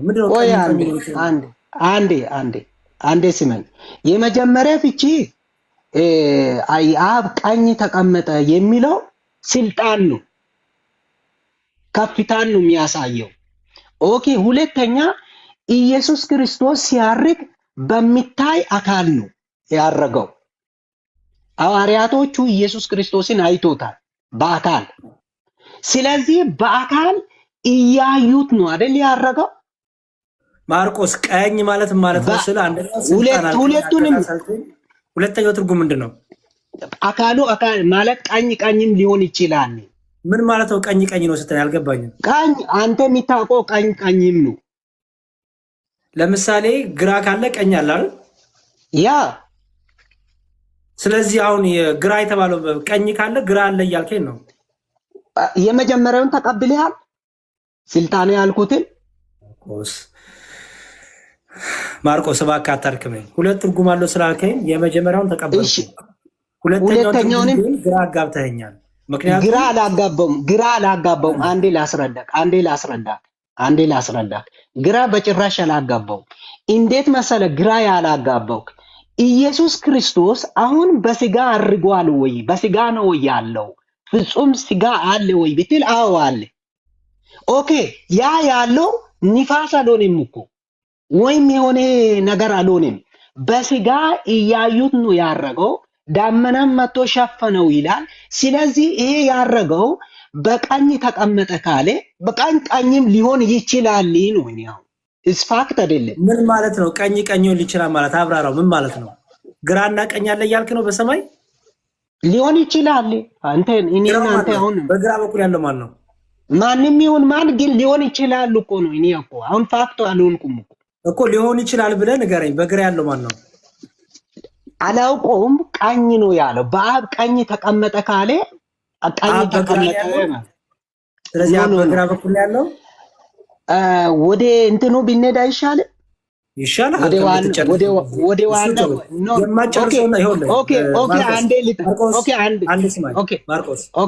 በጣም መጠንቀቅ ያለብህ ነገር ልንገርህ። ግምት አቁም። ይመስለኛል፣ ሊሆን ይችላል እያልክ የምትናገረው ነገር ክህደቶች ናቸው። እሺ አንተ በቃ የምታውቀውን ብቻ አውራ። ኦኬ ምንም እዚህ ጋር መጋጋጥ የምታስቆጥረው ውጤት የለም እዚህ ጋር። የቀኝ ትርጉም ማውቀው ይሄንን ነው። ይሄ ግምቱን አቁም። ለምን እንደዚህ ያህል ትጨነቃለህ? ለምን ይሄን ያህል እንትን ውስጥ ትገባለህ? ለምን እንደዚህ ትላፋለህ? ይሄን ያህል እሺ ተመለስ። መምህር ይቀጥሉ። ይቅርታ በጣም አንዴ መምህር ከመሄዳቸው በፊት ቆይ አንዴ በቃ ማርቆስ አንዴ ሚስኮንሴፕሽን ለአንተ ያስገብተኝ አንተም ማትል ቆያ ምን ነው ማርቆስ በቃ ወደ መምህር በረከት ለእኔ ጥቅም አይደለም ለአንተም ጥቅም አሁን አመጣለሁ። ቆይ አንዴ ለምሳሌ ያክል ኢየሱስ ክርስቶስ ሲያርግ በስጋ ነው ወይ በስጋ አይደለም? እኔ ጠየኩ ቀኝ ማለት ነው የጠየኩ። ኖ በስጋ አርጓል አላረገም? መልስ። ቀኝን የጠየኩ ስለ እርገቱ አይደለም ርዕሳችን ማርቆስ። ቀኝ ማለት ነው ያልኩ። በቃ ቀጥል። መምህር በረከት ይቀጥል። እሺ ፓይፐርን ታውቀዋለህ ማርቆስ? ወደ አባቶች ሳንሄድ መጽሐፍ ቅዱሱን መጀመሪያ ብናይ አይሻል? አባቶች አይደለም፣ ይሄ ሉተራን ስኮላር ሞደርን ስኮላር እኮ ነው። 19ኛው ክፍለ ዘመን ላይ የነበረ የሉተራን ኦርቶዶክሲ በጣም የሚጠቀስ ሰው ነው። አንተ ሉተራን ነኝ ብለህ እንደዚህ ነው ማምን ስላልከው ነው። አሁን አንተ የአንተ እምነት አንተ የምትለው ራሱ የሉተራን አስተምሮ ነው ወይ? እሺ ያሬዶ ከኔ የተሻለ አንተ ልታነበው ስለምችል እስኪ አንብብለት። ይነበባል አይደል? ትንሽ ከፍ ያደርጉትና ወይ ቢነግሩኝ ደግሞ አውጣዋለሁ ኮምፒውተር ላይ። እዚህ ጋር ጀምረ። ያው እዚህ ጋር ቆይ ትልቁ ያላርጉት። ኦኬ ብሔር የሚለው ጀምረ። በአማርኛ ይቀይራሉ። በአማርኛ ይቀይራሉ። አንተ አሜሪካ አይደለም ያለው ማርቆስ? አሜሪካ ሆነ ከአማርኛ ይቀይራሉ። ለኔ ብቻ እኮ አይደለም የሚነበበው ለሚሰማ አብረን እናንተ እናነብና እታች ያለ ሰው ትርጉማችን ኳሸን ካላስተካከልን ይታዘበናል። አሜሪካን ያለው ችግር የለውም ይተረጉማል። አይ እንደዛ ሳይሆን ሮሜ 8:34 የሚለው ጀምረ። እሺ we have an advocate with the Father Jesus Christ, Romans 8 chapter 8 verse 34 እና who also makes intercession for us ይላል። ምን ይላል? አድቮኬት አለን በሰማይ ይልና 8:34 ይጠቅሳል ሮሜን። ከዛ በቅንፍ አድርጎ ያስቀምጠው ምንድነው? ለስለኛ የሚማለድ ኢንተርሴሽን ያለው ማለት ነው። ኢንተርሴሽን የሚያደርግ ኢንተርሲድ የሚያደርግ ይላል፣ የሚማለድ ማለት ነው። the object of intercession ይላል። እዚህ ጋር ያለው ኢንተርሴሽን የሚለው ትርጉሙ is the gathering and preserving of the church ይላል። የቤተክርስቲያን መሰብሰቧ፣ የቤተክርስቲያን ህብረቱ ይልና ቤር ይልና would have it remain an open question ማለት አንድ ቴዎሎጂያን ነው እየጠቀሰው ነው መጽሐፉን። እሺ ኦኬ ፔጅ 126 ላይ አለ። እሺ would have it remain an open question whether Christ closes his intercession in spoken word, intercession verbose of a heavenly kind, of course, or whether his appearance in our behalf simply means that his merit gained in the state of humiliation continually moves God to the gracious to us ይላል። ኦኬ አየው ጳውሎስን እንደሚል ከላይ would have to remain an open question whether Christ closes his intercession ምልጃውን ይፈጽመው በምን ይላል? in spoken word ነው ይላል፣ ወይም intercession verbose ይላል። ይሄ በልመና በመናገር በመጸለይ የሚቀርብ ምልጃ ወይም በአፍ በመናገር which is ጸሎትና ልመና ማለት ነው። በጸሎትና በልመና ብሔር ሁለቱንም ኦፕን አድርጎ ትቶታል። በቃል ነው ወይስ የክርስቶስ መኖሩ አፒራንሱ ሜሪቱ በሂሙሌሽኑ ምክንያት በክርስቶስ ሜሪት የምናገኘው ነገር እግዚአብሔር ለእኛ ግሬሽየስ እንዲሆን ሙቭ ያደርገዋል የሚለው ነው። ከሁለቱ የትኛው ነው የሚለውን ኦፕን አድርጎታል ይልና ከዚያ ፓይፐር የራሱን ያመጣል። ኦኬ የት ጋር ነው ያለው? አንዴ ማምር በረከት ይቅርታ፣ ማምር በረከት ይቺን ለምን ወደ አማርኛ አይቀይሩ? እኛን አንተ ራስህ አትተረጉምም? ለምን ነው በአማርኛ? አንተ ለኔ ተተረጉም ጨርስ፣ አንተ ደግሞ ተረጉማለህ። እሺ እኔ ከሳሳትኩ አንተ ደግሞ ተረጉማለህ። በት ይላል። አሁን የብሔርን ኦፕን አድርጎ ትቶታል የሚለውን ይጨርስና but the language of scripture surely indicates an oral intercession ይላል። መጽሐፍ ቅዱስ በግልጽ የሚነግረን ኢንተርሲሽኑ የቃል ነው፣ የንግግር ነው፣ ኦራል ነው። ቨርባል ካለ ያለው ማለት ነው። ኢንተርሴሽን ቨርባል ሲባል የመጀመሪያውን ይወስዳል ማለት ነው። ሰውየው ፓይፐር የመጀመሪያውን ይወስዳል። Christ himself not merely his merit pleads for us የክርስቶስ ስራው ሳይሆን ራሱ ክርስቶስ ነው የሚለምንልን። ይሄ በመስቀል ያደረገው ስራ he creates not merely his merit ማለት እኮ አንድም እኮ እንትኑ ስልጣኑ እንደማለት እኮ ነው። እንትኑ ሜሪቱ የሱ ቅድምናው ሜሪት ማለት ስልጣንን ያመለክታል።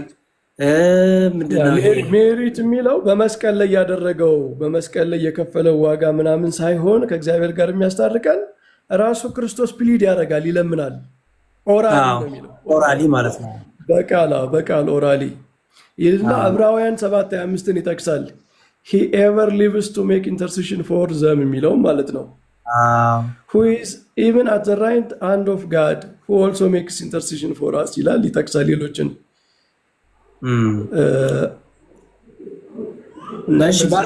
ስለዚህ እሱ የሚቀበለው የቨርባል ነው።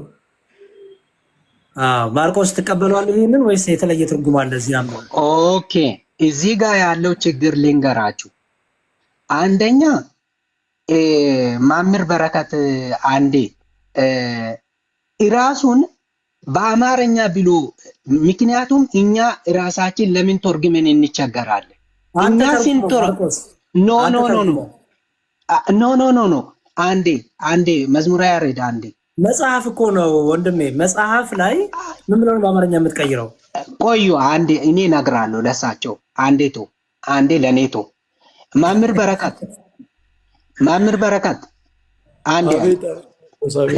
አንዴ የሚያረጉትን ነገር ልንገሮት። ያንን እንትን ያሉትን ዊዝ አማሪክ ይበሉ እራሱ ወዲያውኑ በአማሪክ ያመጣል። ወደዛው ከእንግሊዝኛ ወደ ኪንድል ቨርዥን ነው የመጽሐፉ ኪንድል ቨርዥን ነው። ከኪንድል ቨርዥን ላውጣው ነው እንትን ነው ክርስቲያን ዶግማቲክስ የሚል የመጽሐፉን ርዕስ ነው የምነግርህ። እሺ ክርስቲያን ዶግማቲክስ ቮሊዩም 2 ባርድ ካርድ ነው 1886 ፍራንስ ፋይበር የሚል ኦኬ ይሄ ነው አገኘው። እስቲ ቆይ እንትን ካለ ነው ግን ተከፈተልኝ። ይሄ መጽሐፍ ማለት ነው። እና ሂስቶሪካሊ ከነገራችን ላይ ሉተራን እንደዛ ነው የሚያምኑት። የሉተራንና የሉተርና የካልቪን አንዱ መለየው ካልቪን እንደዚህ አይደለም። ካልቪን የሚለው በስራው ነው የሚለው። የካልቪን የክርስቶስ ሞቱና ሪሰረክሽኑ ግብሩ ስራው ራሱ በመስቀልና በትንሣኤ ያደረገው የመማለድ ያህል አቅም አለው ኃይል አለው ነው የሚለው። ሉተር ግን ቀጥታ ይለምናል ነው የሚሉት። እና የሉተራን ትራዲሽን እና የካልቪኒስት አንዱ መለየው የቃል ነው ወይስ የሜሪት ነው በሚለው ዙሪያ ይለያያሉ። ነገራችን ላይ ሂስቶሪካሊ ማለት ነው። ማምር አንዴ ለምን እንዳልኩ አስበዋል። እኔም እየተረጎምኩ ሊሳሰት ይችላለሁ። ምን እንደሚል ሙሉ በሙሉ ሐሳቡን ለማግኘት ወዲያው በአማሪክ ያመጣል ነው። እሺ ይሄ ነው እንደምን እሱ አይደለም መዝሙሬ። እሺ ይሄስ ሶሪ ቆይ የታለ ሌላ ያገኘሁት ነበረ። አይገስ ይሄ ነው መሰለኝ። ይሄ ነው እሱ ነው ቮሊዩም 2 ነው አይደል? ቮሊዩም ላይ ያለው እስቲ 950 ቮሊዩም ይሄ ቮሊዩም 2 ነው። ይሄ ቮሊዩም 1 ነው። ቮሊዩም 2 ከታች ታገኘዋለህ። ቮሊዩም 2 ኦኬ። እሺ ቋንዴ ለዛ ከሆነ ያ በጣም ግልጽ እኮ ነው። የትርጉም አያስፈልገውም። ኦራል ነው ወይስ በሜሪት ነው ብለው በቨርባል ነው ወይስ የሚለው እሱ ቨርባል የሚለው ነው ኦራል የሚለው ነው የሚቀበለው። ስክሪፕቸር ግልጽ ነው ኦራል ነው ብሎ ነው የሚያምነው። ችግር የለውም። እሱ ደስ እንዲለው እስቲ ቆይ ማርቆስ ደስ እንዲለው እንዲው በሚል እናርግለት። ኦኬ ቮሊዩም 2 አይ ገስ አግኝቻለሁ መሰለኝ። ኦኬ ያው ፔጅ ስንት ላይ ነው መምህር?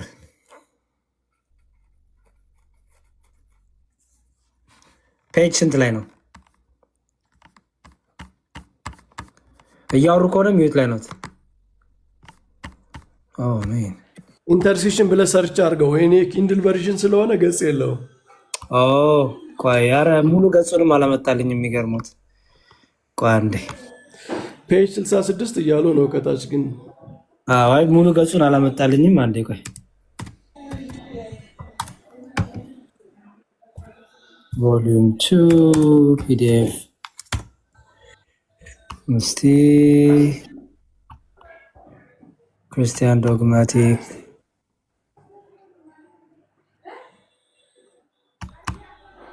ይሄኛው ሙሉ የለውም። የሚገርሙት ሄድና ይኸውልህ በቃ ልክ በቃ ፔጁ የለውም ኢንተርኔት አርካይቭ ላይ ማለት ነው። ኦኬ ቆይ በቃ እዚህ ኪንድሉ ጋር ኮፒ ላድርገውና ጄሚኒ ተረጉመዋል አይደል? እሺ ምንም ኮፒ ማድረግ እንችላለን ወይ ቢልኩልኝ? ቆይ ኮፒ ላድርገው በቃ አይ ችግር የለም ምን ያደርገዋል? አይ ተረጉመዋል። ቻትጂፒቲም ተረጉመዋል።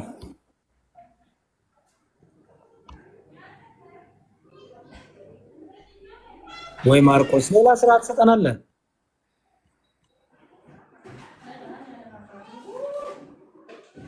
እንት የምናገርበት ሰዓት ትርጉሙ እስከተ አተረጉምም አንተ ራስህ አሜሪካ ሀገር አይደል ያለኸው ማርቆስ?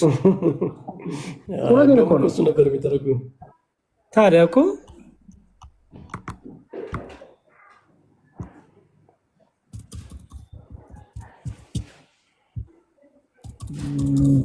ቮሊዩም 2 ያው በቃ እኔ ተረጎምኩት። ይኸው እሺ ተረጎሙት። ኦኬ የትልቁ ላይ አድርጎት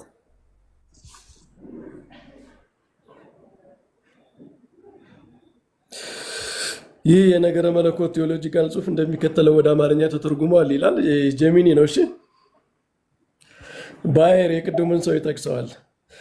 ክርስቶስ አማላጅነቱን በንግግር ቃላት እርግጥ ነው በሰማያዊ አይነት ይገልጽ እንደሆነ ወይም በእኛ ስም መቅረቡ በቀላሉ የሚያመለክተው በትሕትናው ያገኘው ክብሩ እግዚአብሔር ለእኛ ጸጋውን እንዲያሳይ ዘወትር እንደሚያነሳሳው የሚለውን ጥያቄ እንደተከፈተ ያልተወሰነ እንዲቆይ ይፈልጋል ይልና፣ ነገር ግን የቅዱሳን መጻሕፍት ቋንቋ በእርግጥ የቃል አማላጅነትን ያመለክታል። ቨርባል ኢንተርሲሽን ኦራል ኢንተርሲሽን ያለው ማለት ነው።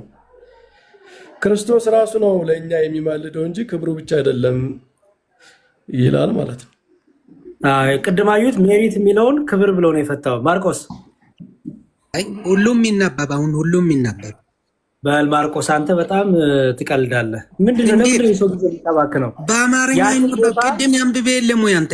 አርጋችሁ ቆይ ማርቆስ ያን ቦታ ሴሌክት አርጋችሁ ተርጉሙት አልክ። ሴሌክት አርጎ ተረጎመልህ ወይ አንተ? ለምንድን ነው ሴሌክት የሚደረገው? እንዲሁም ራስህ ተርጉም በቃ ከዚህ በኋላ እንዲሁም ና ትልቁ ላይ ሆነ። አረ በማምር በረከት መሀል ይግቡ እስኪ ይማልዱልኝ። አንተ ጊዜ የእሳቸው በጣም እኮ ውድ ጊዜ ነው ያላቸው። ተርጉማ መጡልህ ጂሚና ላይ ገብተው ኮፔስት አድርገው ተረጎሙልህ። ሙሉ ይተርጉሙ። ሁሉን የሚተርጉሙ አይዘው አለ አይደለም? የተተረጎመውን አሁን አያነቡም እንዴ? አንደኛው ወርዶች አሉ እዚህ ጋር አቮኬሽን ብዙ ወርዶች አሉ። ስለዚህ ወርዶቹን አንድ በአንድ እንትኑን ይናገራሉ እኮ አማርኛው። በል ማርቆስ ያስወጣው ይብቃና። አይ መዝሙር በዚህ ያው ይህንን ለማርቆስም ብቻ ሳይሆን ይህንን ያወጣሁት ብዙ ጊዜ እዚህ ቲክቶክ አካባቢ እኛ ይጸለያል አንልም በቃል አይደለም ምናምን የሚሉ አሉ አይደል ፕሮቴስታንቶች። እኛ እኮ ማስታረቁን በመስቀል ላይ ያደረገውን ስራ ምናምን እሱ መታየቱ ነው እንጂ አሁን በጸሎት በርባሊ ኦራሊ እንደዛ አይደለም ብለን እናምናለን ይላሉና ከሉተራን ቴዎሎጂ ጋር አትሊስት የሉተራን ቴዎሎጂ አይደለም ይሄ። ከሉተር ጀምሮ እስከ አሁን እንደነ ፓይፐር ማለት በጣም በጣም ኢንፍሉዌንሻል የሆኑ ቴዎሎጂያን ናቸው። እንደዚህ ነው የሚያምኑት። እና በፕሮቴስታንት ቨርባል ኢንተርሲሽን አክሴፕትድ ነው ለማለት ነው። አይ ማርቆስ እንደዚህ ነው እኮ መምህር ተዋይተው ታውቃሉ? እኔ ብዙ ጊዜ ተዋይቸው ስለማውቀው በቃ በጣም ይደክመኛል ነው ለመናገር። መጽሐፉን ያነባዋል አሁን ገብቶና ይጠይቃቸዋል። ሄዶ በራሱ እኮ አንቦ ይተረጉማል። እኛ ጋር ነው መተርጎም የማይፈልገው። ሉተራን ልጆችን አፖሎጂስቶችን ሄዶ እኔ በጸሎት አይደለም ብዬ ተከራክሬ ለካ እዚህ ፓይፐር የሚባል ሰዋችን በጸሎት ነው ብለዋል፣ ምንድን ነው ነገሩ ምናምን ብሎ ሄዶ መጠየቁ አይቀርም። እንደዚህ ነው በል መዝሙር የተኛ አረፍ ሰዓት እየሄደብ መሰለኝ። ምንድነው አንድ እስቲ ኖ ወደ ሙስሊም የሚል እስቲ ቆይ አንድ ቁጥር ይጽፋል ሙስሊም ከሆነ አንድ እስቲ ለሙስሊም እድል ስጥና ናግባ ወንድሜ አንድ ቁጥር ጽፈ ለምን እስቲ ወደ ሙስሊም ምጠራኝ ለምንድን ነው? ና እስቲ በቃል ጥራኝ። ለምን ብለህ ልጠራኝ ፈልገህ እንደሆነ እሺ። ሰላም ወንድሜ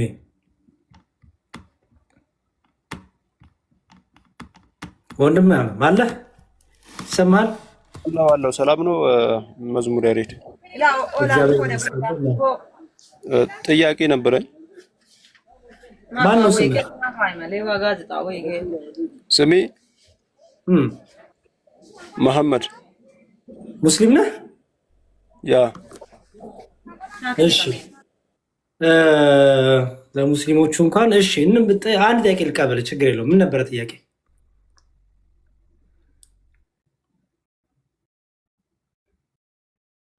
ቶሎ በል መሐመድ፣ ጥያቄ ጠይቅ። ሰጠው እድል።